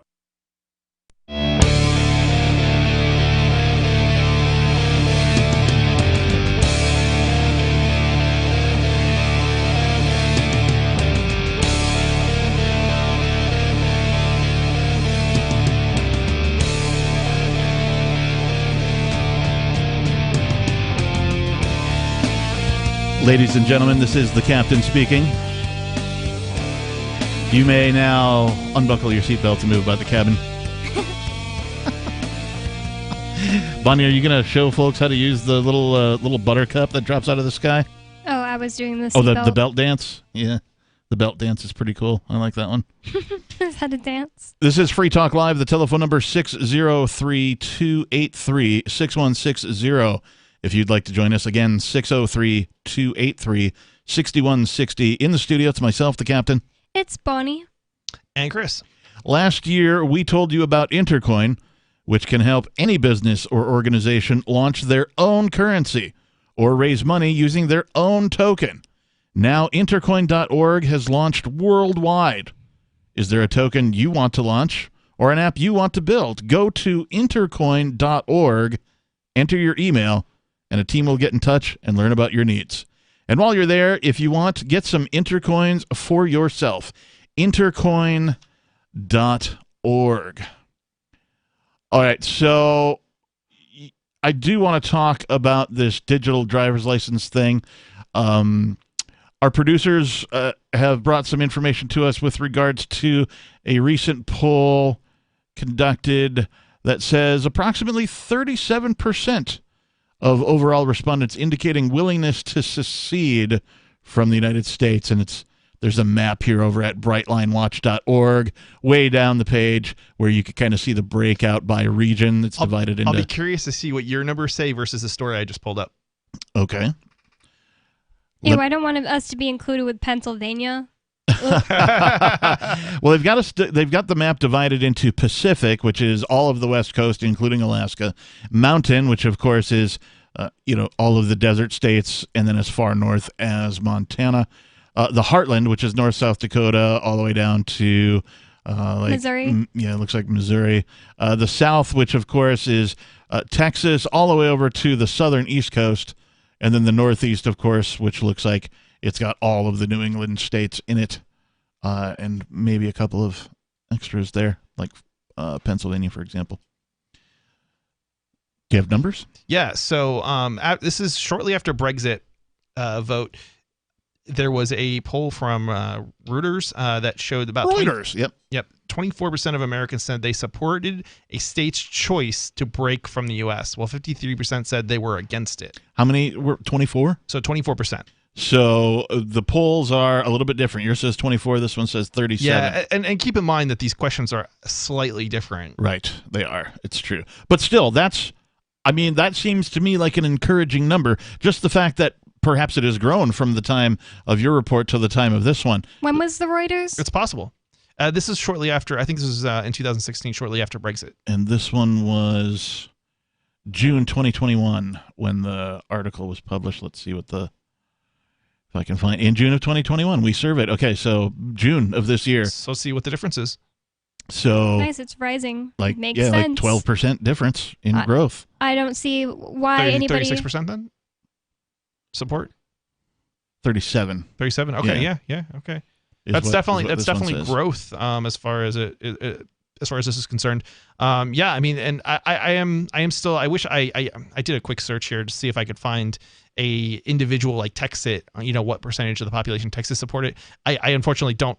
That was a story on Texas, but unfortunately they didn't give a number on what percentage of Texans support independence for Texas. It's not big. I don't know what it is, but I would like to know, because we were having this discussion about how there is more support if you take a poll just generally in the United States about it versus a state that actually has an independence movement. According to this map drawn from the poll in June of this year, the South, quote unquote, so that's Kentucky, looks like South Carolina, all the way down to Florida, all the way west over to Texas, including Oklahoma. It looks like the South is the highest of all, having a 44% support rate for secession. So just as the poll was asked. So it's interesting stuff. I teased about what is a digital driver's license, and I want to talk about that because it's creepy. But before we do, we've been talking about music. We talked about the songs that were soft banned, if you will, by the government. Government sent out a list after 9/11 of please don't play these songs on your radio station, and it was pretty hilarious. We talked about a radio program that is now only going to play music from artists who have vaccinated or been vaccinated. Not sure how they're going to know that. Yeah, I haven't seen that many celebrities. Before you get airplay on our show, you got to show us your papers, your vax card or whatever. Like, that doesn't make any sense. Stupid. But there's a stand-up comedian that's been in the news, and he was in the news recently and covered on Free Talk Live recently because he went on, I think it was Fox News or something, and quite literally badmouthed the empire.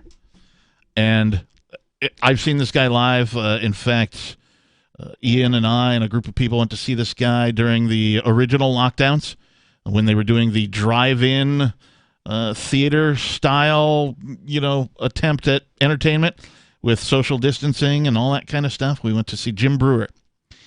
He played at the local fairgrounds here, and it was ironic and hilarious. I mean, Jim Brewer is a funny guy. He puts on a great stand-up show, but he also talked about how ludicrous the lockdowns were during his set and integrated that into his set.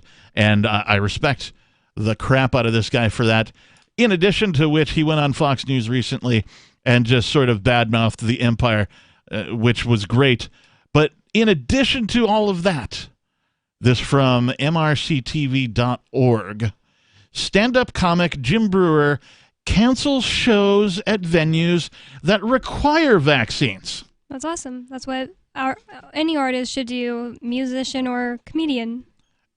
I've been looking for where are the artists, the rock and roll artists with balls, right? And Jim Brewer is a self-professed metalhead. He loves heavy metal and all that kind of thing. And so, I jive with him on that level. I like a lot of the same bands he likes.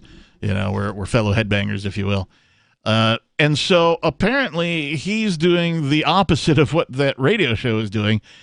It says Jim Brewer is making changes to his stand-up comedy tour and his schedule due to COVID vaccine requirements.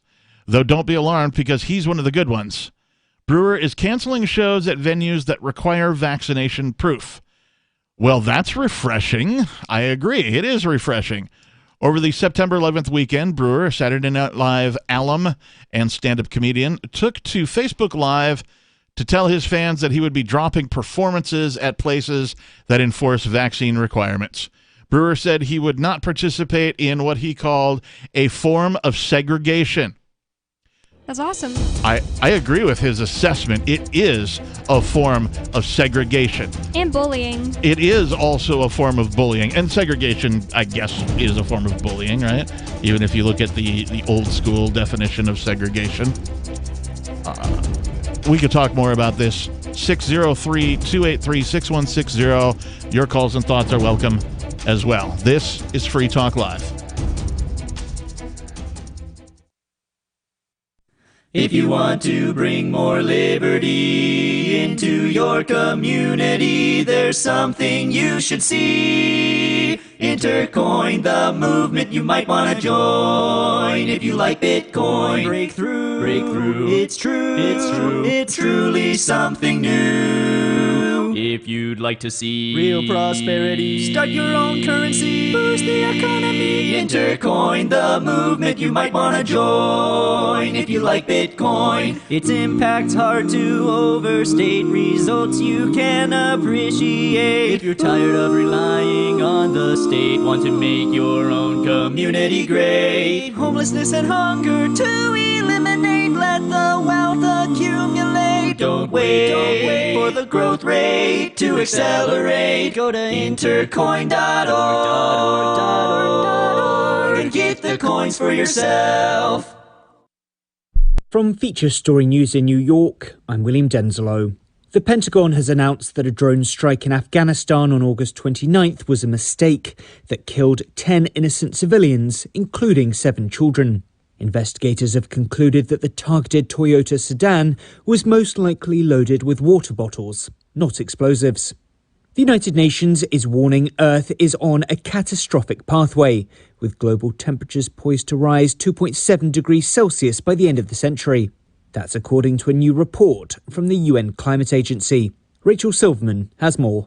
The report shows emissions of planet-warming gases are poised to grow by 16% during this decade compared with 2010 levels, even though the latest scientific research indicates they need to decrease by at least a quarter by 2030 to avert the worst impacts of global warming. That level of warming is likely to worsen extreme wildfires, droughts, and floods, to increase the frequency of deadly heat waves, and to threaten coastal cities with rising sea levels. The report was released ahead of the annual gathering of presidents and prime ministers for the UN General Assembly next week, where climate change is likely to be one of the key issues. Meanwhile, US President Joe Biden has pushed major economies to make further cuts to emissions ahead of a major UN summit in November. Nick Harper reports from Washington. The Biden administration wants to target methane emissions this time round to create a global pledge that would see countries aim to reduce methane emissions by at least 30%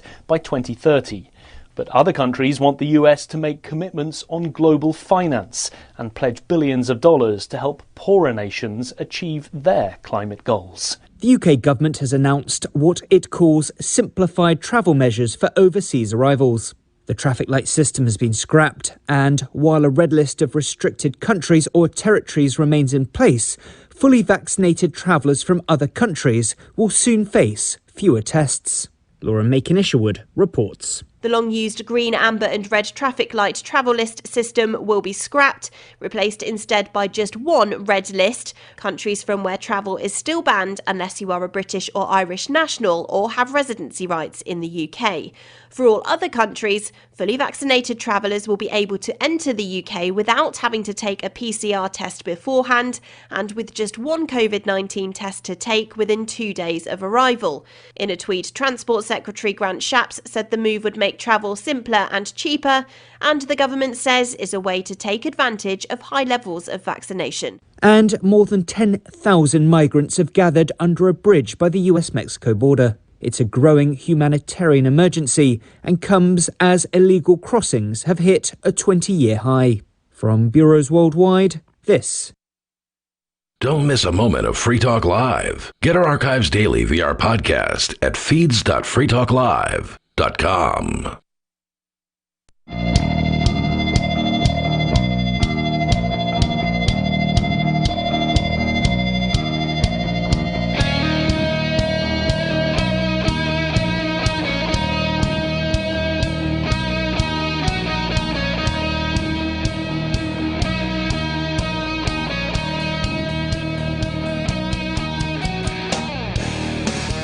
603-283-6160.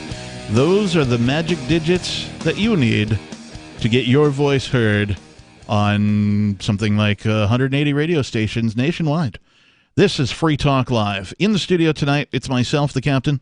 It's Bonnie. And Chris. Again, 603-283-6160. Just one final note about Jim Brewer. Apparently, some folks last night also covered this story.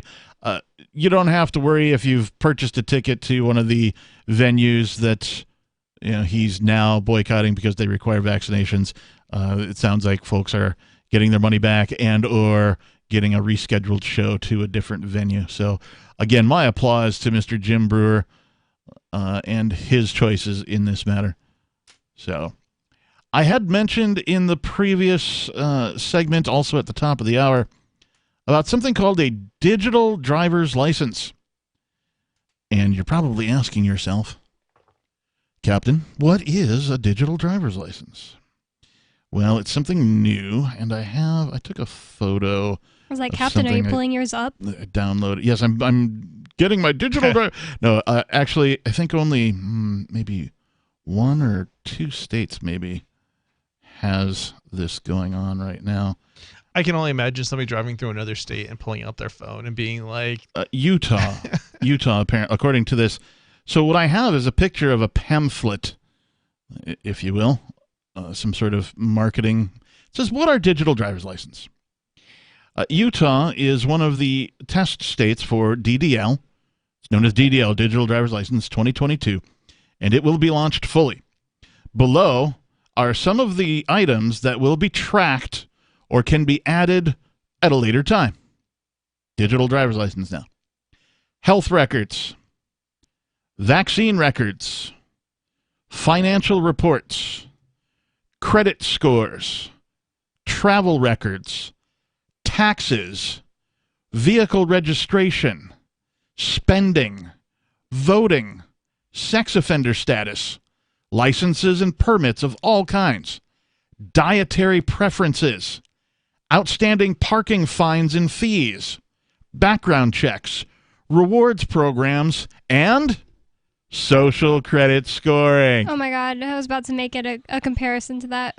Yikes. So, you remember we talked about on Free Talk Live, and several hosts have covered the social credit scores and the app that, China is using for that. And we all said, oh, yeah, well, coming soon to the United States. They're going to find a way to make that happen here in the United States. Well, it looks like they have, because I don't see any reason for my driver's... First of all, I don't see any reason for driver's license. Yeah, he said it again. Right? But I don't see any reason for my health records to be tied to my driver's license. Yeah, I can't even think of a reason the government needs to know my vaccination status / health records. I can't think of any reason the government needs to know my credit score. Yeah. Those are good reasons, but I want to know what somebody does when they're pulled over on the side of the road and their phone is dead. This just seems got a bad idea written all over it. Okay, so apparently this isn't a replacement. This pamphlet doesn't say this, but I believe the article that I have in front of me does at some point say that it's not a replacement, but this is in addition to having the card. Right, so you're given a card that says you have a driver's license. Here's your driver's license number, and then ostensibly, if you get pulled over, the cop takes your license, goes back to his Mic computer and his Mic mobile, and types in your driver's license number, and then it brings up your health records, your credit scores, your travel records, your taxes, your spending, your voting, your sex offender status, your licenses, your permits, your dietary preferences, your parking fees and fines, your background checks, your reward programs, and your social credit score. This is misleading. This isn't a digital driver's license. This is a social credit score kind of. Correct. It's disguised as something called a DDL, or a digital driver's license. And it's crazy that the person pulling you over has access to your voting records. That means that people could be, pulled over and immediately, prejudiced against because of the way that they voted. Oh, you're a Trumpanzee? I'm going to write you a ticket. I've never heard Trumpanzee. Oh, really? No. Yeah, that was my pet name for Trump supporters. That's hilarious. Yeah. When it was Obama, I called folks mindless Obamatons. Because duh. I like Trumpanzee. How did nobody else think of that? I certainly didn't. I was using that a bunch. I didn't make that one up. I can't take credit. Somebody else made it up. But I thought it was so great that I began using it. And yes, I used it on air multiple times. But yeah, Trumpanzee. I don't have one. The only thing I can think of for Biden, I still don't have one, is Emperor Biden. Because that is what he is. And his patience is wearing thin. Have you heard this? Have you heard that Biden's patience is wearing thin? No. Yeah, he went on television the other day to do his whatever he was doing. Oh, yeah. And he said his patience is wearing thin for non-vaccinated people. Right, yeah. It's he who said, cares, Joe? Listen, we tried doing this, we tried doing that, and our patience is wearing thin. I was like, ew. Yeah, cry me a frickin' river, pal. My patience is wearing thin with the federal government, too, actually. Yeah, we should divorce them. Why don't we split up? Amen to that, brother. So at any rate, this digital driver's license is piloting in Utah in 2022, and it's going to contain all this other crap that has nothing to do with your dietary preferences. I know. I was even thinking, okay, obviously, what does the government need that for? So they know what to feed you when they kid you. I was literally about to bring that up. I was like, is it just so they know that they're giving vegetarians vegetarian meals in jail? I mean, I don't know. It's probably more for appearance purposes because honestly, they probably won't care. So it's called a digital driver's license at the top of this pamphlet, and then below this list of all of the things that a driver's license should have nothing to do with at all, ever, period. It says the slogan for MDL, mobile driver's license, is mobile driver's license, the future of identity. I'm still trying to understand why we have pictures on our driver's licenses, right? Like, supposedly the driver's license is not about IDing you for like alcohol. It's about whether or not you have been certified. I mean, at least this is what they tell me, right? Even though this is not why driver's licenses were started, but supposedly it's to tell the officer that you are capable of driving. Why do you need a picture for that? And they had before in the 90s, I remember driver's licenses didn't have a picture attached. Yeah, it's like, do I need a picture on my library card to check books out at the library? No. Nope. Sure don't. Nope. And people might be wondering, well, how do you know? How is an officer supposed to know if it's really you? And the answer is pretty simple. If they look at like the color of your eyes and your hair color and some other factors and your height, it's not 100%, but it's sufficient. So this article from thalesgroup.com, Thales, Thales Group. No, I'm not lisping. A digital driver's license is a highly secure version of your physical driver's license or ID card. Highly secure. What do you think about that, Chris? Stored on your smartphone. One of the least secure devices on planet Earth. This reminds me of a story that I covered on Freedom Decrypted at one point about how New Jersey was basically handing the federal government my photo of my driver's license, is that piece of information that they said they would never distribute. And, years later, I'm finding out that they gave the federal government, and the humorous thing is, this is stuff that they had in a database that they held for years and years and years, and then way after I left the state, then they gave it to the federal government. Well, the article goes on to say this is not a replacement for the actual card, rather a supplement to it. Similar to how credit cards, cash, and keys have all begun to evolve and find their place on our smartphones, a digital driver's license on your device means you'll always have it, even if you leave your wallet or purse at home. How do you get one? Once DDL has been implemented in your state, the enrollment process will be quite straightforward.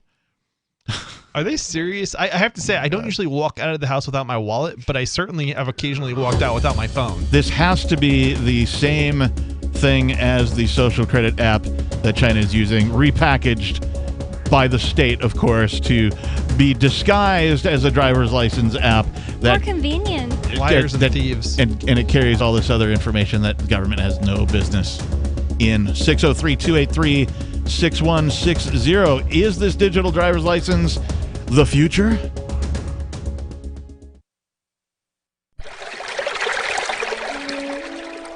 Fact.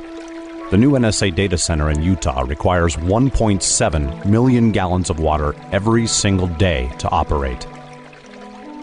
Billions of Fourth Amendment violations need massive computers and the water to cool them. That water is being supplied by the state of Utah. Fact. There's absolutely nothing in the Constitution which requires your state to help the feds violate your rights. Our message to Utah: turn it off.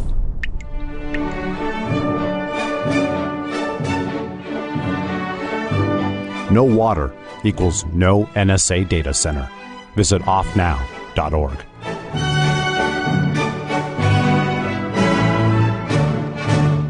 Looking for a great real estate investment? Consider New Hampshire, which is ground zero for the Liberty Movement. Your first call should be to Mark Worden from Porcupine Real Estate. He's more than just a real estate agent. He's your New Hampshire concierge. Where are the best places to live? Do you want farm, city, the burbs, or forest? Do you want a duplex or multifamily building so that renters pay your mortgage? There are homes in all price ranges in New Hampshire, and Mark can help with financing too. Invest in liberty and property. Mark Worden can help. PorcupineRealEstate.com. Tired of cancel culture? Sick of mega tech corporations holding an axe over your head? Join the LRN.FM Matrix chat server. It's self-hosted, so no one else can tell us what to do or say. Don't like the existing channels? You can make your own. You can even connect into some of our channels from other Matrix servers. It's federated. For the full LRN.FM Matrix experience, though, you should join our server via the step-by-step instructions at chat.lrn.fm. Chat.lrn.fm. Why did you move to the Shire? I moved here to the Shire because there's other people around who take liberty just as seriously as I do. I moved to the Shire because I saw videos of people challenging authority and thought that I could get support myself. It called to me, like, do this, right now. I wanted to be around people like me who got it, and once I got here, I knew there was nowhere else that I wanted to be. I've always wanted to change the world, so I moved to the Shire to join people who were actually working towards doing the same thing. The people here are awesome, loving, and positive. It was for the adventure and for the feeling of something important is happening here, and I just wanted to come to sort of be part of that. Visit ShireSociety.com to read and sign the Shire Society Declaration and learn the reasons why, if you love liberty, you should immigrate to the Shire. Plus, connect with others via the forum at ShireSociety.com. That's ShireSociety.com.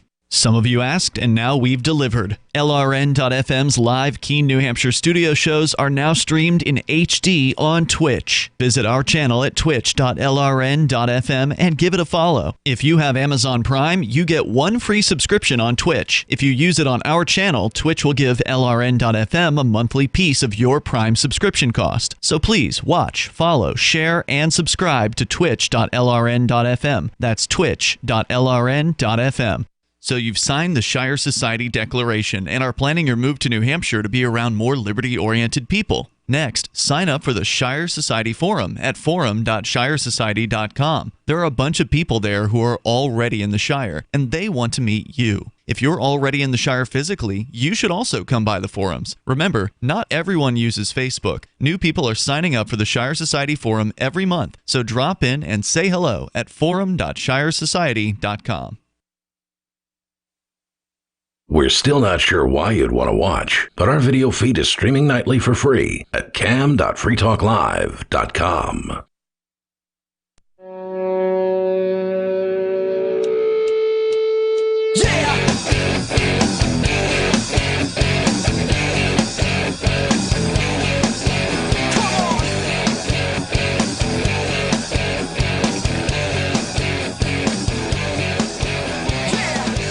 Welcome back to the program, everybody. It is Free Talk Live. I am your host, the Reverend Captain Kickass. The telephone number is 603-283-6160 if you'd like to join us, talk about whatever's on your mind. 603-283-6160. Joining me, it's Bonnie. And Chris. Get your early bird tickets now for Liberty in Our Lifetime, an event happening in Mulheim, Switzerland, hosted by the Free Private Cities Foundation. But move quickly. The early bird rate only lasts until September 20th. So a couple of days, guys. It's the 17th today. After that, you can still get tickets at lifetimeliberty.com. Lifetimeliberty.com. Liberty in Our Lifetime aims to explore projects happening right now around the world that are working to achieve that lofty goal of securing freedom in our lifetime. Speakers from Crypto Valley, Prospera, the Seasteading Institute, and more will be speaking at this October 16th event. But maybe going to Switzerland isn't your thing. It may be a bit much to plan an international trip to Switzerland at the moment, and that's okay. Digital tickets are available at lifetimeliberty.com. See what people are doing all around the world to create voluntary societies with a live and let live attitude at lifetimeliberty.com. I'm a big fan of the Seasteading Institute, amongst other organizations. These are all ideas whose time has come, and that's pretty cool. Absolutely. All right, so we're talking about this digital driver's license and what it is. And apparently the government wants to wrap up all sorts of things into your digital driver's license, including but not limited to your I'm having a malfunction. Yeah, I saw malfunction. I just think that the fact that they're adding all these extra things other than just the driver's license portion of this, it's proof that I believe that people are gonna all bite into this because, and just give away all of their information to the government because yesterday, or maybe it was 2 days ago, on the show, it was She Talk Live, they were talking about how ridiculous it is that everything has to be a smart thing in your house and, everything is connected to Wi-Fi and totally susceptible to hacking and everything and, giving away so much of your information. Yep. Just use it. Well, people do that just because it's convenient. And I think that they're going to be like, oh, that sounds convenient. I won't have to bring my purse. It'll just be on my phone. Convenient. So many things, though, like your credit score, travel records, your taxes. Nobody cares. Your They're just spending, like, your voting preference, your sex offender status, if you have one, licenses and permits of all kinds. This is just the list from the brochure. Dietary preferences. Nobody needs to know that. I like how they put social credit score last. And it's there, though. Social credit scoring. What is that? What is social credit scoring? Yeah, we don't have How that will yet. it be used? We don't have it here. It doesn't exist. Why is it on this thing? As soon as it's rolled out, you know what I'm going to do? I'm going to ignore it. Not care what other people's or mine says. Well, the idea behind it is that this. they will be forced to effectively determine whether or not you can get a loan, based on your social credit score. I don't need blood money. Or whether or not you can rent an apartment.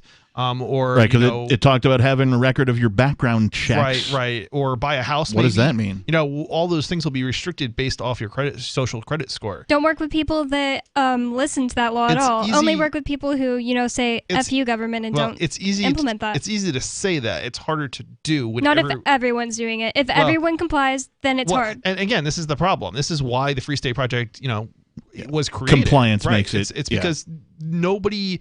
When you're all alone, you're forced to do these things. But when you're not, when you're amongst other like-minded people, you can put up some sort of resistance. It's my opinion that you're never forced to do anything. You always have a choice. You have a choice of death or comply. Yeah. I don't think it's always death. We're not saying it's always to death, particularly when it comes to the state. Right? When the state says do something, it's usually comply or die. Or sit the rest of your life in a cage. Not directly, right? But up to. And I'll give you an example of this, right? I'm a perfectly capable driver. I've gotten a driver's licenses. I have a driver's license. But if I decided to turn my driver's license in, right? I don't even know if you can do that. But let's say we let it expire, right? And I continue to drive. They pull me over. They'll tow the car, whatever. Mm-hmm. And if that happens 3 times, I get convicted 3 times of driving without a license, minimum 1 year in jail. Right. If I keep doing that, I'm going to spend the rest of my life in jail. Right. It's easy to say that you're going to resist. It's a lot harder to actually do it. That's something that's been established, and people have already messed up. People before I was born have messed up and started complying with that. I agree. We could start now and not comply with social credit scores. It's BS. And the way we need to start doing it is by by getting together in New Hampshire and not participating with driver's licenses. Yeah, I think a lot of people not doing the things that the oppression that's already here, right? Mm-hmm. We don't want to fight something that's going to be here. We want to fight something that's already here. Yeah, and for those of you listening who want to know, well, what can you do about how horrible government has become? Well, I've got a thing everybody can do. Start saying this 2-letter word, no. Really, just try it on for size. The next time somebody asks you, hey, would you like, just go, no. Try that. See what happens. Start with 2 letters. N-O. No. Whenever your boss says, hey, can you sweep up that area over there, and it's not your job? I'm talking about interaction. No. You're fired. No, I hate jobs. So this article, this isn't the article, by the way. This is apparently ThalesGroup.com is the group behind this digital driver's license. And so this is their presentation for states like what they would do. So presenting your digital driver's license to law enforcement. It will be up to each state and local law enforcement agency to determine what procedures and methods work best with their existing protocol. The idea is that citizens will be able to present their digital driver's license to law enforcement, and law enforcement will have access to all the information they have from the physical card. So let me get this straight. You have no idea which law enforcement, depending on where you are, will or will not accept this digital license. What's the point of the digital license in that case? Well, they want to roll it out to all the states, right? So it's just Utah is the first one to sign on. You're going to have this digital license, and parts of Utah, it may be good, and you might be able able to use it. In other parts of Utah, it may not be good because it's a different department. Here's a hidden thing that I just thought of when we were at break regarding this, because I had read this paragraph, and that is that there has been a whole bunch of legislation surrounding your cell phone, right? So, like, if your cell phone is locked, well, law enforcement needs a warrant to get into it. They need to take it away from you. If your phone is encrypted, they need to go through a large and extensive process just to try and get into your phone. Unless you have facial recognition. Or fingerprints, right? They can swipe your finger for you or whatever. Okay. But wait, let me finish. What I'm saying is this gives law enforcement an excuse for you to have to unlock your phone and open it and show it to them. Ooh. Right? Because like normally, hey, can I see your driver's license? In most states, your insurance. And you go, yeah, sure. And they go, hey, this is great. Can I also see your digital driver's license, please? And then what are they going to take your phone from you and go back to their vehicle in order to enter into a computer? I mean, this just seems like a really bad idea all over. I imagine they're able to take the card back to their computer and enter your driver's license number in their computer and see all the same information. But it just gives them another excuse to root around in your personal device. I really don't understand this. I mean, like, either they're like where is the benefit of this? It does not seem to have anything to do with driver's licenses. It's so convenient. It'll be all in one place. It'll be on Wi-Fi. But they can't take your phone. I mean, who's going to let them take your phone? Just hang on, there's more. But back wait. to their vehicle in order to... Ew, yeah, I didn't think about that. But wait, there's more. Presenting your digital driver's license for age verification. To buy age-restricted goods, like alcohol, the cashier will ask to see your ID. They need to verify it's a valid ID, that you're above the age restriction, and that you are indeed the rightful owner of the ID. Face matches the picture. They don't need to see your full name, address, and other personal information. Neither does the government. With a digital driver's license, the cashier can scan your DDL and receive real-time confirmation that your ID is valid and you are above the age restriction. They'll also be able to perform a visual confirmation that you are indeed the person pictured. Use of your DDL with the TSA. Oh, yeah, I just went through that. When going through security at the airport, travelers who prefer to use their mobile device will be able to seamlessly present their digital driver's license using their smartphone. It's not easier. It's a lot easier to pull something out of a wallet. This process is similar to scanning a mobile boarding pass. Because, they're putting your boarding pass on your smart device now. Airport security personnel will be able to quickly and easily confirm the validity of the credential using a trusted document verification process. And I guarantee that process does not include the blockchain. 603-283-6160. Still to come. Shocking. Oh, wait, nope, that's not it. We'll have more Free Talk Live on its way. Breaking weather news. Belize is sunny and around 82 degrees every day this week. What's the forecast for your life? If current politics and economic prospects are cramping your freedom, escape to the tropics. ECI Development has affordable second homes for you to own or rent in Belize and other tropical countries. Places with stable governments and growing economies. Secure your freedom now. To find out more, send an email to ftl@ecidevelopment.com. When a lunar observatory detects a radio broadcast originating from Proxima Centauri, the nations of Earth discover their first contact with an alien race may also be their last. With the Proximans facing an extinction-level disaster, Earth must choose between sending a ship on a multi-year journey or allowing nature to take its course. Saving Proxima, a hard science fiction thriller by Travis S. Taylor and Les Johnson from BaneBooks.com.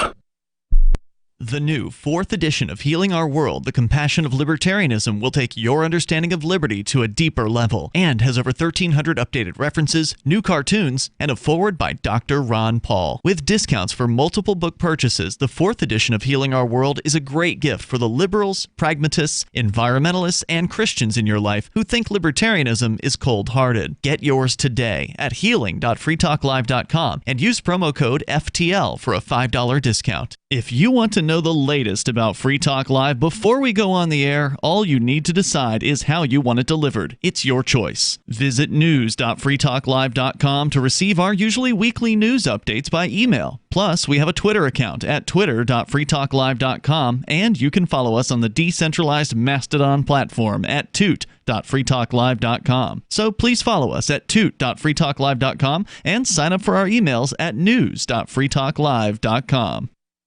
You're listening to the live edition of Free Talk Live. Hour number 3 is next after the news here on the Liberty Radio Network at LRN.FM. From Feature Story News in New York, I'm William Denzelo.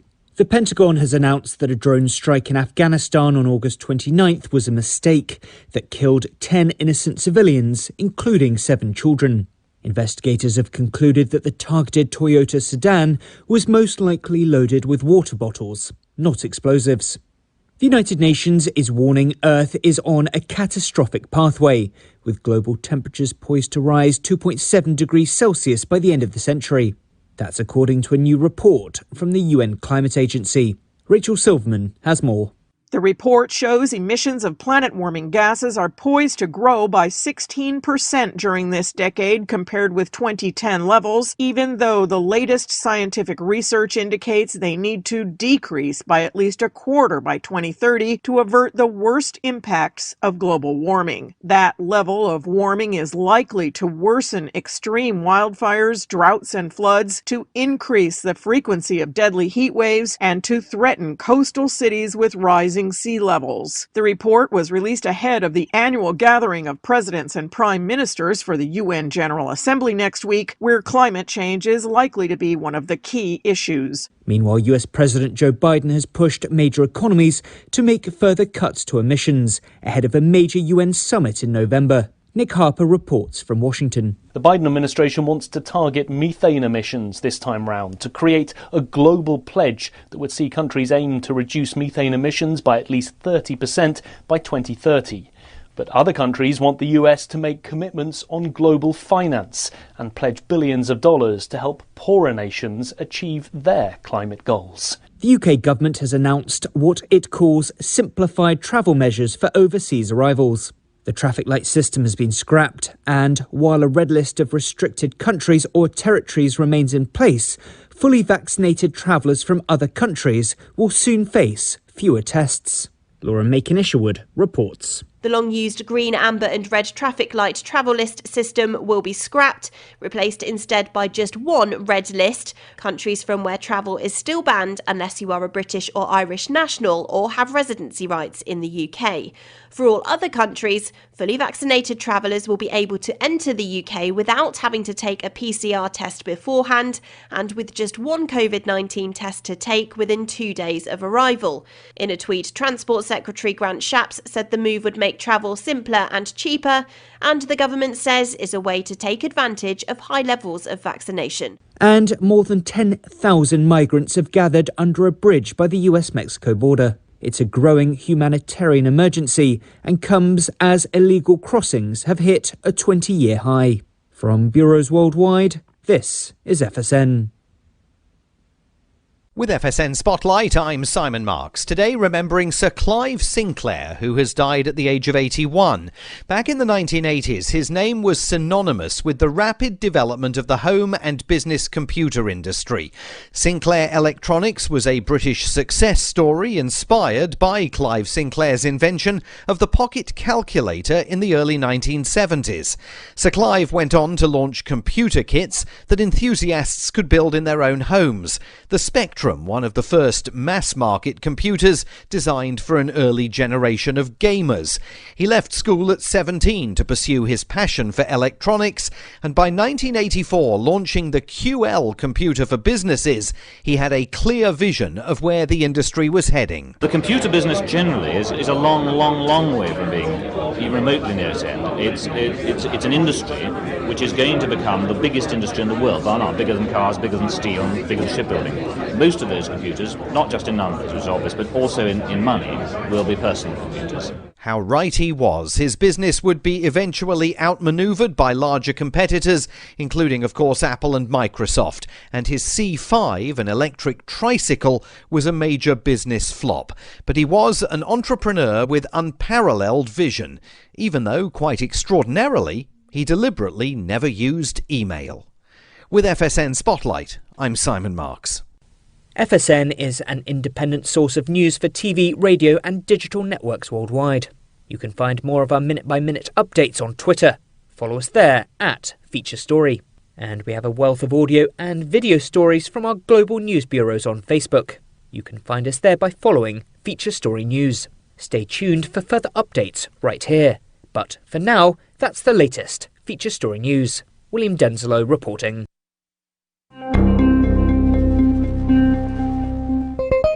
Following this afternoon's arrest of Congress on the charge of over 23 million counts of manslaughter, our reporter spoke to Mark Westnick from Savannah, Georgia, just one of the many Americans that has lost a loved one due to the legislative branch's criminal negligence. Because of Congress, my 23-year-old son died 2 years ago in Afghanistan.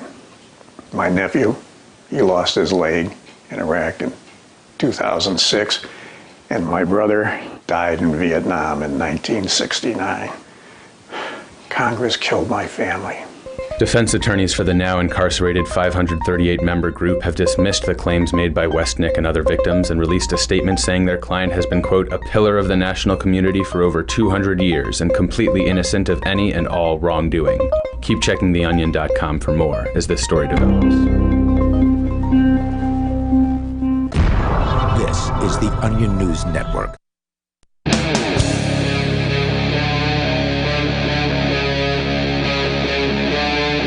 Free Talk Live.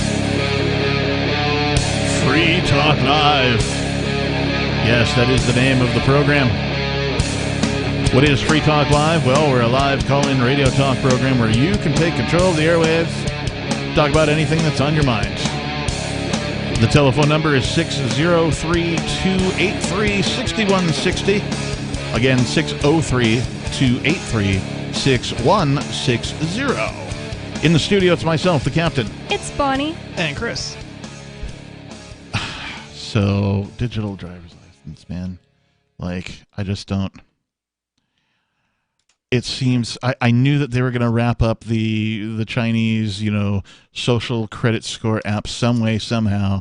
And it looks like this is how they're going to disguise it as your driver's license, because driving is a privilege, not a right, according to your favorite government. So we've got more to talk about, but first let's go to Tom in New Hampshire. Tom, you're on Free Talk Live. I was just reading something on the USA Today website. A New York City hostess was beaten by 3 customers or would-be customers going into a restaurant. The hostess had to check their vaccine passports, and the 3 suspects got mad and just started pounding on her and wailing on her, because these 3 suspects, they're big and tough, and they can handle this. They're going to fight back against the hostess. And then it says the 3 suspects were taken into New York Police Department custody. Oh, wait a second. They're big and tough when they're taking on the hostess. But what about when it comes to taking on the cops? Oh no! Now they're too pusillanimous to fight back against the cops. Oh, you're gonna have to tell our listeners what. Oh, we've got an echo. What pusillanimous means? Pusillanimous is a fancy vocabulary word that people who like to show off their vocabulary use when they mean chicken. They're too cowardly to do that. It's kind of like people who go out and riot. What do we want? Justice. When do we want it now? And they destroy the property of innocent people and beat up innocent people instead of going out and killing cops. I'm concerned about this event because, of course, this is being painted, or at least folks who choose not to be vaccinated are going to be painted stereotypically according to what the news carries. And you said USA Today. I'm looking at one from NBCNewYork.com. Carmine's hostess, that's apparently the restaurant, that's attacked the after asking tourists for vaccination proof to dine inside. Let's see. A hostess they're from Texas. Was just asking to see proof of COVID. Exclusive cell phone video obtained by NBC New York shows the Thursday evening attack outside of the restaurant around 5 p.m. Tempers flared, and the hostess stand is nearly tipped over in the mayhem. A waiter at one point helping carry someone away from the scene. The 22-year-old hostess asked the group of Texans to show proof of getting COVID vaccine in order to dine in the restaurant, part of NYC's executive order that went into effect this week. Law enforcement sources say that the hostess was then repeatedly punched in the face and sent to the hospital. That's ridiculous. Yeah, well, also remember, don't get mad at the bouncer who chases you away if you're underage. It's the cops that are intimidating the bouncer into not serving alcoholic drinks to people younger than 21. It's the cops that are intimidating the hostess into not admitting people without the vaccine pass. I mean, yeah, agreed. Everything Like, is the fault of cops. But, you know, I don't know. I think you have to extend that to politicians. I mean, the politicians were the ones that wrote the laws. The cops don't have an excuse for obeying them. This is the problem that I have with this type of a thing. First of all, it's a mandate, not a law, right?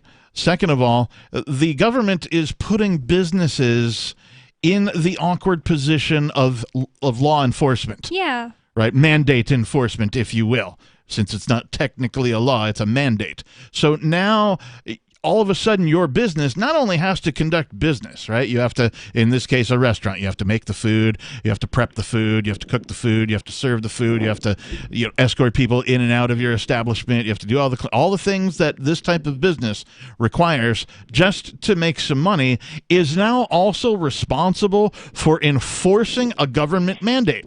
And it's ridiculous. Honestly, I feel worse for the businesses that are being bullied into doing those sorts of things more so than I am, on about basically anything else. It's like, I get that the customer is upset, but like the business has to deal with this now, Well, the COVID situation is very much like the war for non-smokers' rights, when you say, well, it ought to be up to each individual business.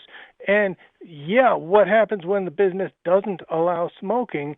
There was, on 14 February of 1997, a cab driver in Manchester said you can't smoke in the taxi, and he was being attacked by the smoker that also refused to extinguish the cigarette. So the cab driver drew a Glock 9mm. He extinguished the smoker, and he went to prison for murder as if he had done something wrong. Well, I mean, there's a difference between so there's like levels of like force that may or may not be reasonable depending on the circumstances. I'm not necessarily sure that killing somebody is warranted just because they won't put out a cigarette. However, in neither case is it warranted, but there's a huge difference between smoking a cigarette and not getting a COVID vaccine. And I can say for certainty that during this entire thing, whatever you want to call it, the COVID clown show, they have still yet to address natural immunity, people who have gotten COVID and gotten over it. They instead say that, oh, well, you still have to get the vaccine. The FIM, right? I had COVID, I got over it, and every study that I read says, oh, natural immunity actually may be far superior to anything the vaccine can do for you. And I'm sorry, but I'm taking my chances with Mother Nature. Thanks for the call tonight, Tom. I appreciate it. It is ridiculous. And, of course, the media's got everybody hyped up into a frenzy. They've got the division, just cutting through all sorts of things. People are losing friends. Everybody feels so self-righteous, like, I should be allowed into this restaurant. I should be allowed to be around only vaccinated people. I should be allowed. Yeah, you don't get things like that just for living in the world. It is a form of segregation, as we've said earlier on the show. It is bullying. It's terrorism is really what it is. We're talking about people are being shamed. You don't have the vaccine. You're a horrible person. You should burn in hell and die for all eternity in the hellfire and all that crap. So, yeah, don't resort to violence, people.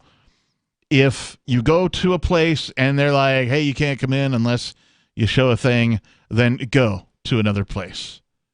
Vote with your wallet. I agree. I think there is a problem here, but the solution is, because the solution clearly isn't go to another place, because in most of the time that there isn't another place if you're in New York. But the solution to that is go to another state. I'd be willing to bet there are places in New York that just straight up ignore this thing. Is it not state mandated, or it's a mandate. It's a mandate, but I'm still saying, like, it's up to these restaurants to do the enforcement. Yeah, if they don't, though, they get penalized, they get fined, or they if get they locked get up. Caught. Which is, Right. there's so I'm just saying that, like, tattletales all over the place, man. Of course there are, but I'm just saying that, like, I'd It's be not willing when, to bet. it's if. Or it's not I'd if, be it's willing when. to bet that there are places in New York that are just like at least far more lenient than others, at a minimum. So thanks, Tom, for bringing that up, and thanks for the call tonight. It's really disturbing. I think it's disturbing that people are listening to this mandate and keeping people who haven't gotten an experimental shot in their arm out of their restaurants. That's ridiculous. It's ridiculous that the government thinks they have that kind of power to tell businesses what to do. But it's also ridiculous that if you go to a business who is choosing to enforce these crappy rules, instead of being like, oh, okay, I'm going somewhere else, you attack the person who's standing there trying to work. Well, and let's not forget that the state is not beyond agents provocateur. What is agents provocateur? Well, that's when the state employs somebody to go cause a scene somewhere or otherwise disturb, like a protest, for example. This says the Hospitality Alliance is calling on the city and state to increase penalties for assaulting restaurant workers who are trying to enforce. Look what they did on 9/11. More Free Talk Live is coming up. 603-283-6160.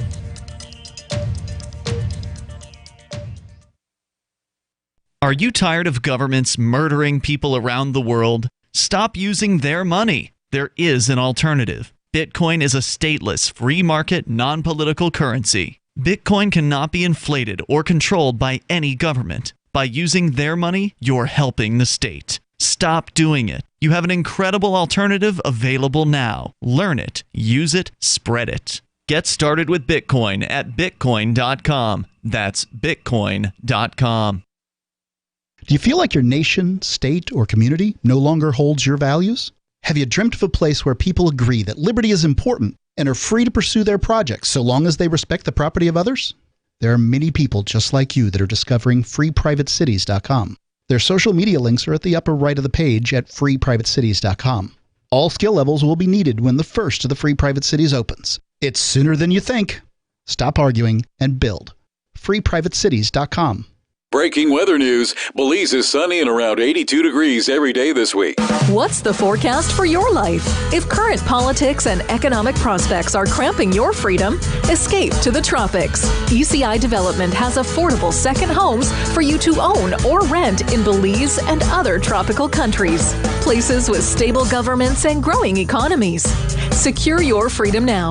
To find out more, send an email to ftl@ecidevelopment.com. Brute force, intransigent defiance, adamantine will. These are the hallmarks of the AI tank. These gigantic machines have the firepower of an army, but they also have their own sense of honor and duty. When the world breakers arrive, battle will be joined, planets will shake, and war and peace will never be the same again. World Breakers. Stories from David Weber, Larry Correa, and more. Available August 3rd from BaneBooks.com.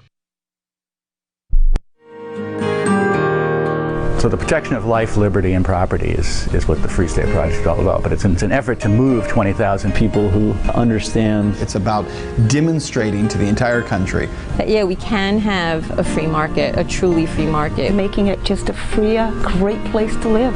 It's the world's largest voluntarist libertarian community, and it's only getting bigger. That's amazing, to be able to move to a place where other people passionately believe in being free and independent. What the Free State Project is managing to do, though, is to put their money where their mouth is. It's physically getting up across the country and saying, let's go someplace and let's demonstrate the power of these ideas. There's a lot of kind of philosophy that surrounds liberty. There's a lot of thinking about it and talking about it. But here in New Hampshire, people are doing it. 101 Reasons Liberty Lives in New Hampshire, a documentary by Free State Project Early Movers. Watch it free at 101reasonsfilm.com. 101reasonsfilm.com.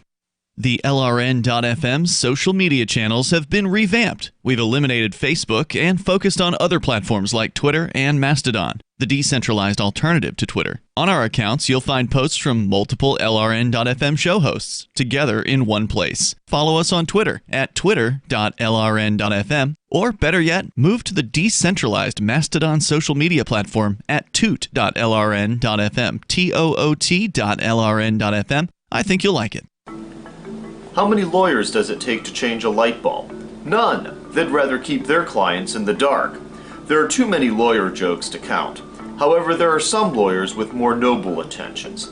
At the Institute for Justice, we bring the light to our clients. We are a non-profit public interest law firm with clear values and principles.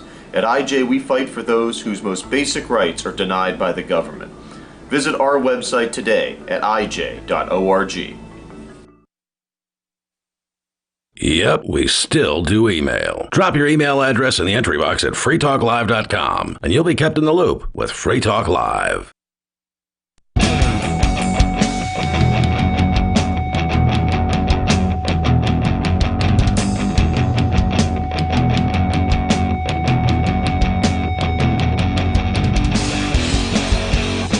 Welcome back, everybody. Thanks for tuning in. It is Free Talk Live.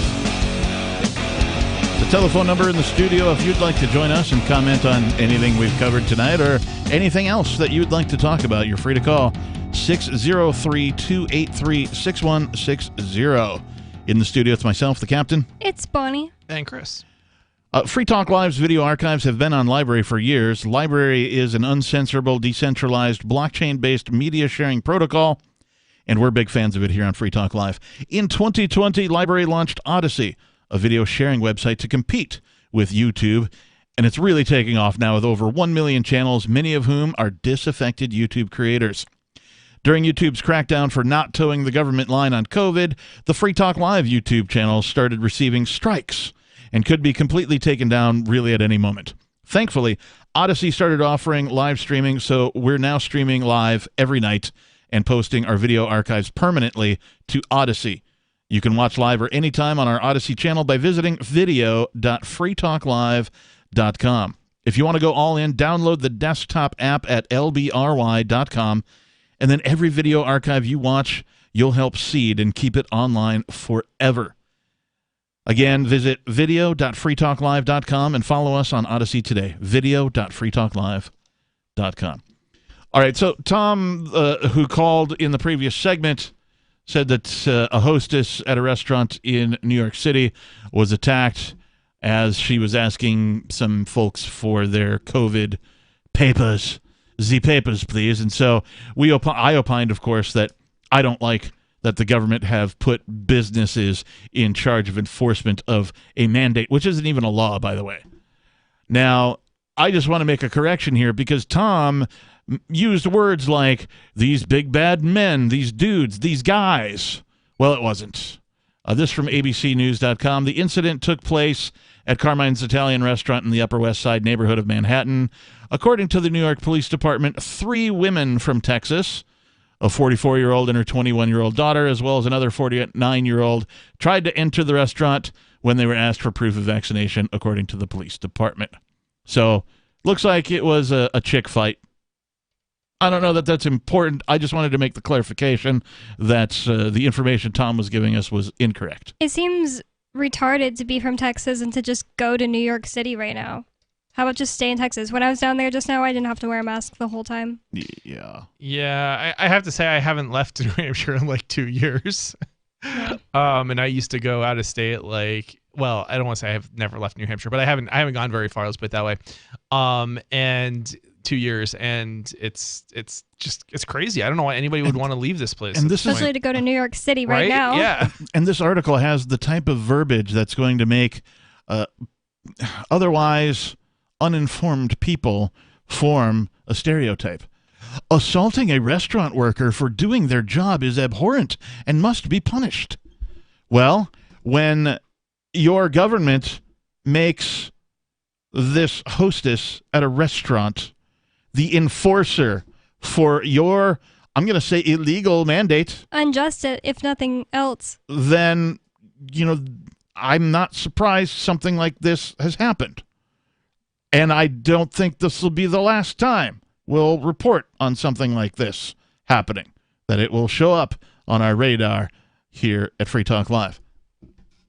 It's going to get worse before it gets better, people, unless everybody starts saying no. N-O. No. Yeah, this is more about blindly complying than it is about anything else. It could be something else, that they order you to do that's just dumb, or maybe it's smart, but the fact is they shouldn't be ordering you to do it. The end of this article says COVID-19 has killed 1 in every 500 Americans. I wonder where they get the stat from. It Yeah, I was going to say, because that seems awfully high. Yeah, that sounds much higher than I thought it was. Awfully high. All right.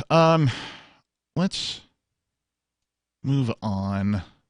We talked about Jim Brewer. We talked about the digital. That's still pretty license. small, though, actually, statistically. Yeah, what's the Dunbar number? Like 25 people or something? Yeah. Like your immediate social circle can only be whatever the Dunbar number, and maybe it's 100 people or something. It's a small number. I think it's less than 50. But I feel like 50 people is a lot. Yeah, me too. It was quite a bit. But the Dunbar number just says that it's impossible for you to keep a larger social circle than that. Now, some people, that's the average, right? Some people can have a larger and some don't, and that type of a thing. But 1 in 500, it would be. I mean, I've probably met 500 people in my life for sure, but do I know 500 people? I don't know. It depends. I think a lot of that depends on what do you define as no? It's like if you're talking about going to events and things like that and meeting people. I don't know. You could probably do a lot more. You could probably do 500 people. I mean, just because you don't know them well doesn't mean you don't know them. I mean, you might know their name or. I wonder their what face. else 1 in 500 people die from in a year. And is that total? Is there a figure for just this year, 2021, or since COVID was a thing? I mean, which would be almost 2 years now. I mean, I know COVID, at least in the early days, was a little bit worse than the flu as far as the death rate was concerned. But last I saw, still greater than 99% chance of recovery. Yeah, last I saw in my age group, it was 99.996% chance of me surviving, which I did. And I survived as well as a 49-year-old man, so, and I'm not the healthiest guy on planet Earth. So, Bonnie, you actually brought this next bit in from the New York Post. We're talking about sexy men. Well, are we, though? Because the headline here says, The Guardian proclaims Anthony Fauci as, quote, sexiest man alive, unquote. It's ridiculous. Even if I didn't know anything about him, and he was just some Peace Award winner, and I would just think this was ridiculous because he's not so ugly. He's just not cute. I'm not above thinking old men are hot. He is not a hot old man. I don't find tyrants attractive, really, at all, ever. It makes it even worse the more you learn about him. Oh, he basically created the AIDS pandemic. Not sexy. Dude, this guy is not at all sexy. He's this old dude. I mean, his wife is and terrifying. I just like to remind our listeners that Chris here is attracted to men, so he's speaking from his preference. Look, of course. I'm not the youngest guy in the room here. I'm getting close to 40. Wait, you are the youngest. You are the youngest guy in the room. Oh, I'm sorry. You're not the youngest person. You're right. You're right. So I'm not the youngest person in the room, and I'm telling you, this guy is not attractive. Dr. Anthony, I'm sorry, did you want to read this or? I don't have it up. I'll just go. Go ahead. Dr. Anthony Fauci was dubbed the sexiest man alive by the Guardian newspaper, prompting some on social media to question whether the British Daily had shifted to satire. Like me, I question that. Yeah. Oh, that's a British newspaper? The Guardian, yeah. Fauci, who's 80, was given the unofficial title by the paper in an Instagram post Monday, highlighting a new film about the Brooklyn-born physician who has become an unlikely cult hero? I'm sorry, there's nothing heroic about Anthony Fauci and his lies. I can't believe folks think of him as a cult hero in any sort of way. Cults, sure, but hero? More Free Talk Live is coming up.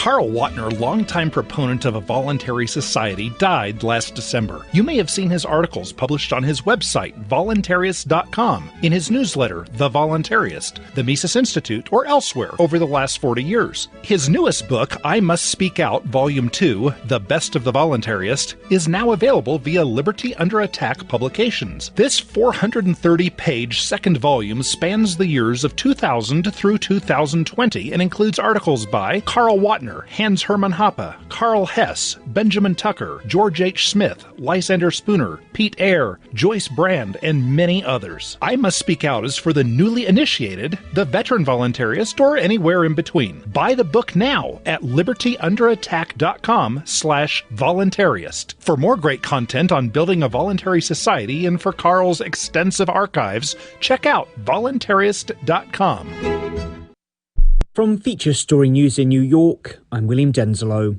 The Pentagon has announced that a drone strike in Afghanistan on August 29th was a mistake that killed 10 innocent civilians, including 7 children. Investigators have concluded that the targeted Toyota sedan was most likely loaded with water bottles, not explosives. The United Nations is warning Earth is on a catastrophic pathway, with global temperatures poised to rise 2.7 degrees Celsius by the end of the century. That's according to a new report from the UN Climate Agency. Rachel Silverman has more.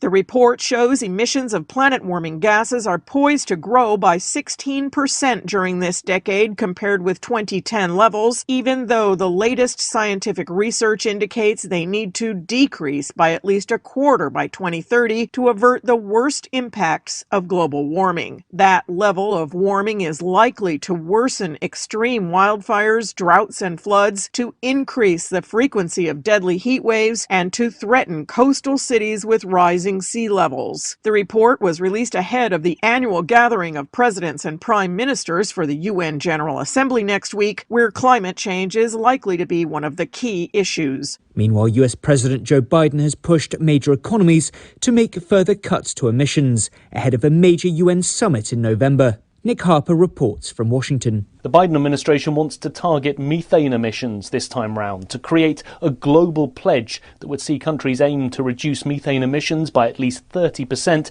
by 2030. But other countries want the US to make commitments on global finance and pledge billions of dollars to help poorer nations achieve their climate goals. The UK government has announced what it calls simplified travel measures for overseas arrivals. The traffic light system has been scrapped, and while a red list of restricted countries or territories remains in place, fully vaccinated travellers from other countries will soon face fewer tests. Laura Macon-Isherwood reports. The long-used green, amber and red traffic light travel list system will be scrapped, replaced instead by just one red list, countries from where travel is still banned unless you are a British or Irish national or have residency rights in the UK. For all other countries, fully vaccinated travellers will be able to enter the UK without having to take a PCR test beforehand and with just one COVID-19 test to take within 2 days of arrival. In a tweet, Transport Secretary Grant Shapps said the move would make travel simpler and cheaper, and the government says is a way to take advantage of high levels of vaccination. And more than 10,000 migrants have gathered under a bridge by the US-Mexico border. It's a growing humanitarian emergency and comes as illegal crossings have hit a 20-year high. From bureaus worldwide, this. Got Telegram? You can follow our channel there and discuss show prep with other listeners at telegram.freetalklive.com.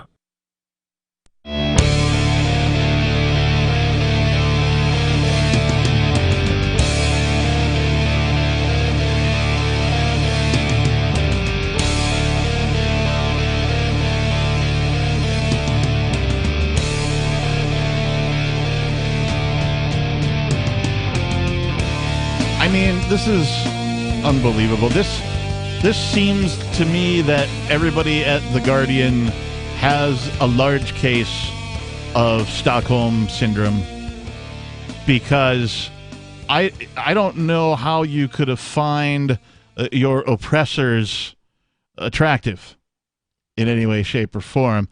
Dr. Anthony Fauci, as we've said, dubbed the sexiest man alive by The Guardian newspaper, Fauci, 80 years old, was given the unofficial title by the paper in an Instagram post on Monday. The U.S. disease expert has been spoofed by Brad Pitt and lauded as the sexiest man alive, the Post read. Now the pop culture phenomenon is the focus of a documentary appropriately titled Fauci. Wow, pop culture phenomenon. No, I'm sorry, no. Yes, Icon, you totally created the AIDS pandemic. It's so cool.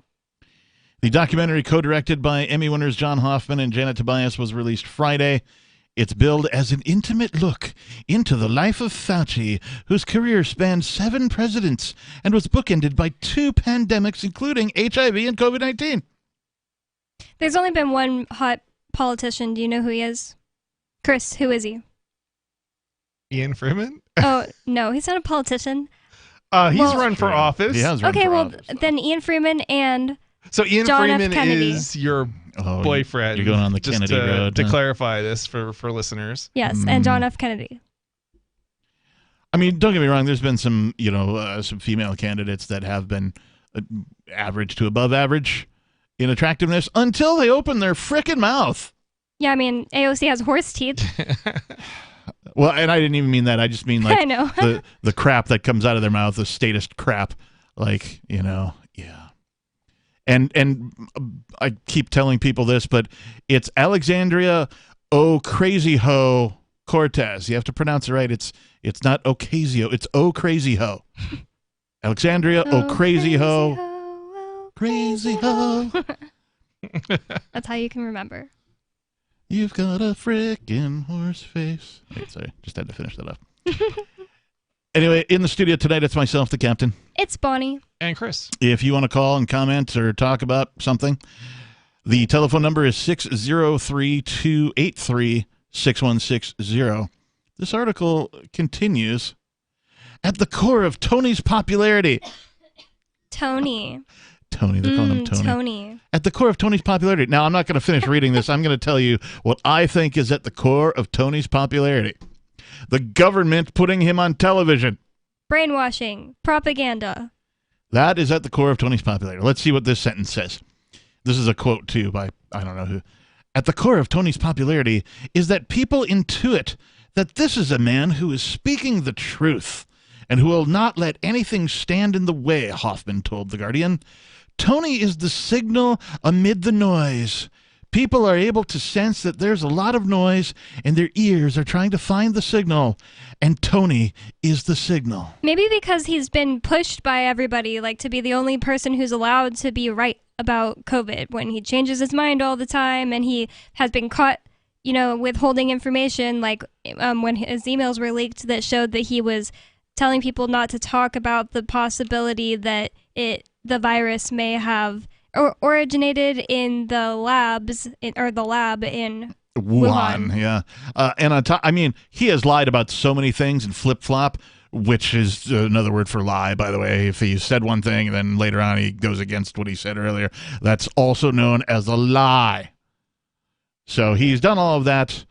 This guy is making Mr. Fauci, use the term Mr. very loosely, out to be a beacon of goodness and truth? No, I'm sorry. That is not true. You know what a beacon of goodness and truth is? This radio show that you're listening to, Free Talk Live. That is a beacon in a sea of crap. If I had to choose a hot man around his age bracket, I'd say Sam Elliott. Yeah, a lot. He's always been popular with the ladies. It's true. Anthony Fauci, an 80-year-old. This is, I believe, from their actual post, their Instagram post. The sexiest man alive. Anthony Fauci, an 80-year-old scientist, doctor, and public servant. Oh, yeah? I'm part of the public. I'd like to see him fired. Oh, I can't do that. He's not a public servant. I don't think he served anybody in 2020, 2021. He's become an unlikely cult hero for millions. Well, he's certainly leading a cult anyway, or a big part of a cult. That's funny. I feel like that's the secret underground reason that they're actually calling it that. Like, I would never consider it a cult following. Like, it's more like mainstream. Ariana Grande was singing about him. Mainstream media praises him. It's not a cult following. That's not how you define that. They're just using that word because they're laughing in people's faces like you're in a cult. It's an interesting choice of words. Like, I don't necessarily... Usually, I don't think... When somebody's calling something a cult, it's usually like in a negative context. Like it's putting it down. It sounds like satire to me. It really does. Well, Instagram users weren't wowed by the newspaper's take on Fauci, with one person writing, "Satire, I assume?" Another wondered whether they had stumbled onto The Onion, a satirical news outlet, by mistake. "Where's Ashton?" one person wrote, referencing the former host of MTV's practical joke show, "I'm being punked, right?" Ashton Kutcher, also a hot older guy. He's not old. Others flatly asked if the post was a joke, while one woman said, "Turning doctors into messiahs was not helpful. He's just a bloke who is quite knowledgeable about disease," her reply read. "When we make one of them the oracle, though, that's when the trouble starts. Science works on proven fact, not the cult of personality. We are not all looking for a definitive answer in some guy with a tie. Can't we just accept that it is a moving thing right now and not tie ourselves to one person as the expert?" I like this lady. I mean, the problem... Okay, so here's the problem as I see it. He's a liar. The guy is like, there's no other word to describe this guy. Is a liar. From the very beginning, he lied to us, and he just constantly kept lying. Just he never 2 weeks. stopped. Just 2 weeks, Chris. Yeah, I mean, from the 2 weeks thing to saying masks don't help when he knew they might, even though we didn't know whether they did or didn't. But the reason for that was pretty apparent at the time, and it was because they didn't have enough masks for hospital workers. And it's like, and then of course they tell you, oh, the masks do work, and now they're mandated, but not the masks that you're actually being mandated to wear because they're cloth masks. And then it just keeps going again and again and again. And it's like, there was no point. I don't think there was a single thing that he said that out of his mouth that wasn't a lie. Whatever he said, just believe the opposite. Furthermore, more than 28,000 people signed a change.org petition that was launched during the early month of the pandemic, calling for People magazine to name Fauci its sexiest man alive in 2020. 28,000 people. That's ridiculous. His comforting and intelligent demeanor has helped lessen our national anxiety. No, it hasn't. Oh, my God. No, seriously, all he did was spike fear in people. That's on the petition. His comforting and intelligent demeanor has helped to lessen our national anxiety. No. He speaks truth to power, a strength few have at this time. Obviously never listened to Free Talk Live. People are terrified of getting a flu that they have a 99.96% chance of overcoming if they're in my age bracket. Okay. His kind face and manner of speaking bring calm during the storm. Oh, my gosh. These people are delusional. Rabidly delusional. Did I mention delusional? He's the only reason that we had to go through all of this, at least in America. I mean, I call him Anthony Falsey because, well, he tells falsehoods. His CDC was caught. Well, they admitted, so they weren't even really caught, that they had been spouting the whole, it's a pandemic of the unvaccinated. It's a pandemic of the unvaccinated. No, yeah, it but isn't. What actually, the numbers that they were referencing, they were saying like, some 80-something% of deaths in hospitals right now are from the unvaccinated. They were using the data from January all the way to June of this year. You know what it's a pandemic of? Wait, the vaccines hadn't even come out in January, so it was fake. It was a lie. Yeah, it's a pandemic of the gullible. Yep, and is what it is. And the easily scared. The people who have no research skills and lack basic logic. 603-283-6160. More Free Talk Live is next. Does this ever happen to you? Moments after you're introduced to someone, you forget his or her name. It's a common faux pas you'll want to avoid, especially if you're a job seeker. And even if you're not, here's a tip. As you are being introduced, and while you're still shaking hands, smiling, and making eye contact, say the person's name aloud. Not only does that make a deposit in your memory bank, it acknowledges the other person. And that is more than a nuance, as is maintaining eye contact. With money and attention so scarce now, effective communication skills have never been more important. Cutting through the clutter rather than blending into the blah, blah, blah will help you connect better no matter what the conversation. For more tips, hit survivalspeech.com. I'm Holland Cook. I'm crazy about My Magic Mud. This is the most important oral care product created this millennium, and I'm not kidding. We all have different opinions on politics and issues, but we all have mouths. And I want yours to be as clean as possible, with teeth as bright as they were meant to be. I will never be without My Magic Mud. It's a little surprising, but man, does it work. If you only listen to one thing I say ever, go to mymagicmud.com and get 20% off with code FTL. mymagicmud.com, code FTL. There are lots of ways to listen to Free Talk Live. Our podcast has been around since podcasts began, and now the FTL feed is loaded with content besides our full show archives. Did you know that we make it easy for you to customize your podcast subscriptions? We have different feeds, one that includes only our full shows, one with just the Daily Digest, and our main feed that includes everything. You decide what you listen to. It's quick and easy to customize your feeds at feeds.freetalklive.com. That's feeds.freetalklive.com. Free Talk Live. That's all libertarians are saying is let's stop the violence. And really, when you put it in those terms, it sounds kind of liberal. Let's stop the violence. Sure, right? it's a movement about peace and personal responsibility. That could very easily sound like, when you use the word peace, sounds liberal, you know? Right.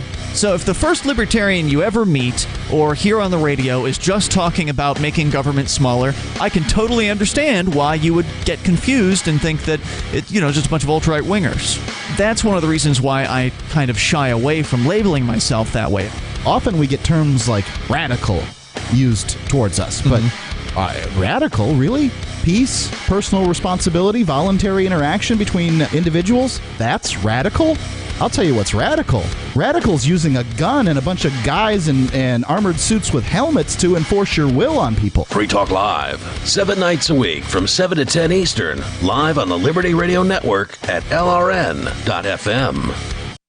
What if you want to hear the latest episode of Free Talk Live, but all you have is your phone, you forgot to download our archive, and you have no data connection? You can call our Listen line at 641-793-0191. That's a long-distance number, so you may incur charges. If not, listen as long as you want. 641-793-0191. The Free Talk Live Listen line, 641-793-0191. There are basically two types of advertising, direct response and branding. Radio's great for direct response with its low cost to listener ratio, but audio can't be beat for branding, which is a longer-term endeavor. You want to be the first thing that someone thinks of when they think about your product or service. If you have a local business that you want kept top of mind in your community, call the station. If you need national reach, Free Talk Live's got around 200 radio stations, millions of monthly listening sessions, can suit all budgets, and if we don't think we're right for you, we'll tell you. Email me, mark@freetalklive.com. Do you appreciate what we do? Help us advertise, market, and promote for just $5 a month at amp.freetalklive.com.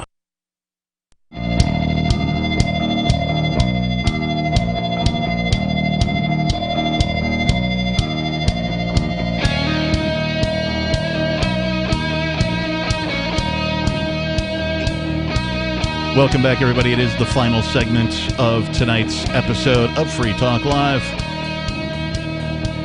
We're a live radio call-in talk program, and we'll get to your calls and thoughts momentarily. In the studio tonight, it's myself, the captain. It's Bonnie. And Chris. And before we go any further tonight, I need to say thank you to Dave Burns. Dave Burns is a gold-level amplifier. That means he gives $10 a month to the AMP program. What is the AMP program? Well, it stands for Advertise, Market, and Promote. And this money goes to get this particular radio program that you're listening to onto more radio stations. We're currently on somewhere around 180. We could be on 200, 250, 300, not out of the question. It's all up to you. Consider becoming an amplifier over at amp.freetalklive.com. There are some perks that you get, and if there's different levels that you can contribute. We only ask for 5. Dave Burns, he contributes 10. He finds value. If you've enjoyed the hosts, if you've enjoyed the co-hosts, the callers, the program that we've created, and you've gotten value out of it, and you want to see the ideas of freedom and peace and liberty forwarded, please consider becoming an amplifier over at amp.freetalklive.com. Once again, thank you, Dave Burns. You are appreciated.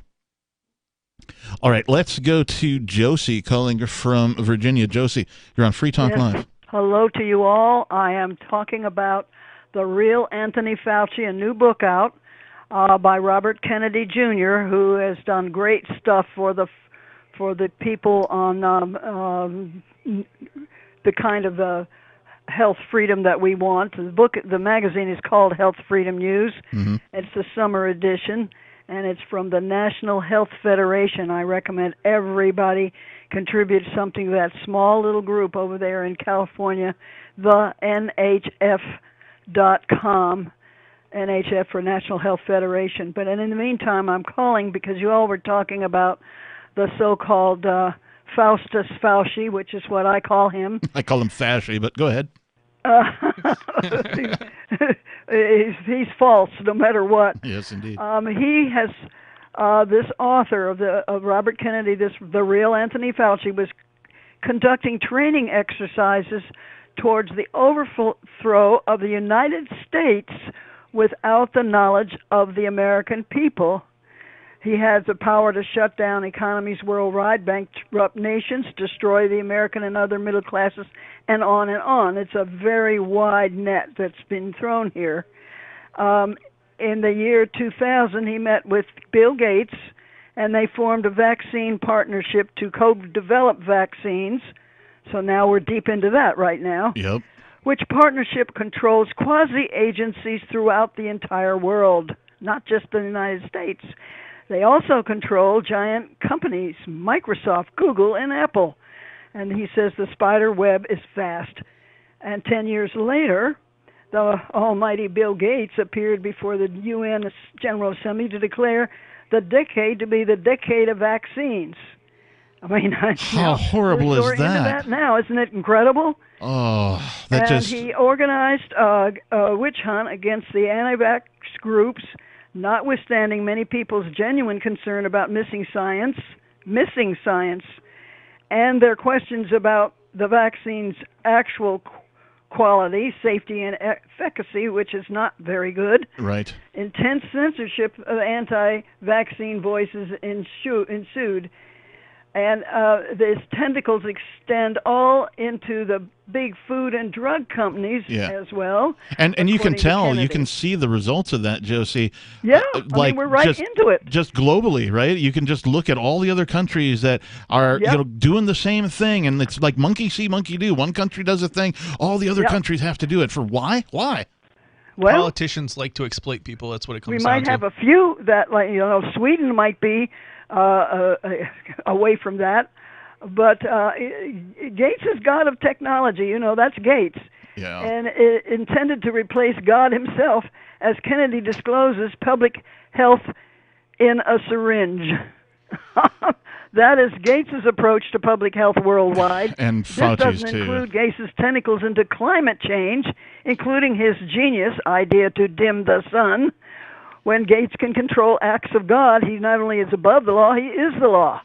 Hey, Josie, thank you so much. It's an incredible review that I'm showing you out of this magazine, Health Freedom News, and all of those who have computers, you can just get it from the NHF. I have the summer edition of this. It comes out once every season, summer, fall, winter, and so on. What was the site again for this? NHF. And they have a phone number also for those like me who don't have computers, which is 1 and then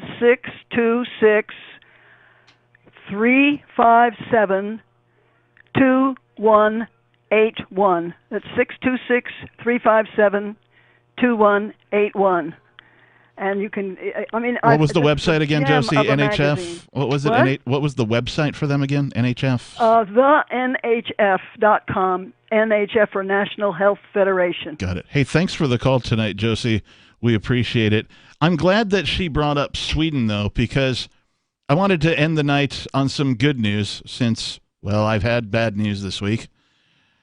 We know she brought up Sweden, and as we've reported here on Free Talk Live previously, Sweden has lifted COVID restrictions. But Denmark says move over, Sweden, as its government lifts all COVID restrictions.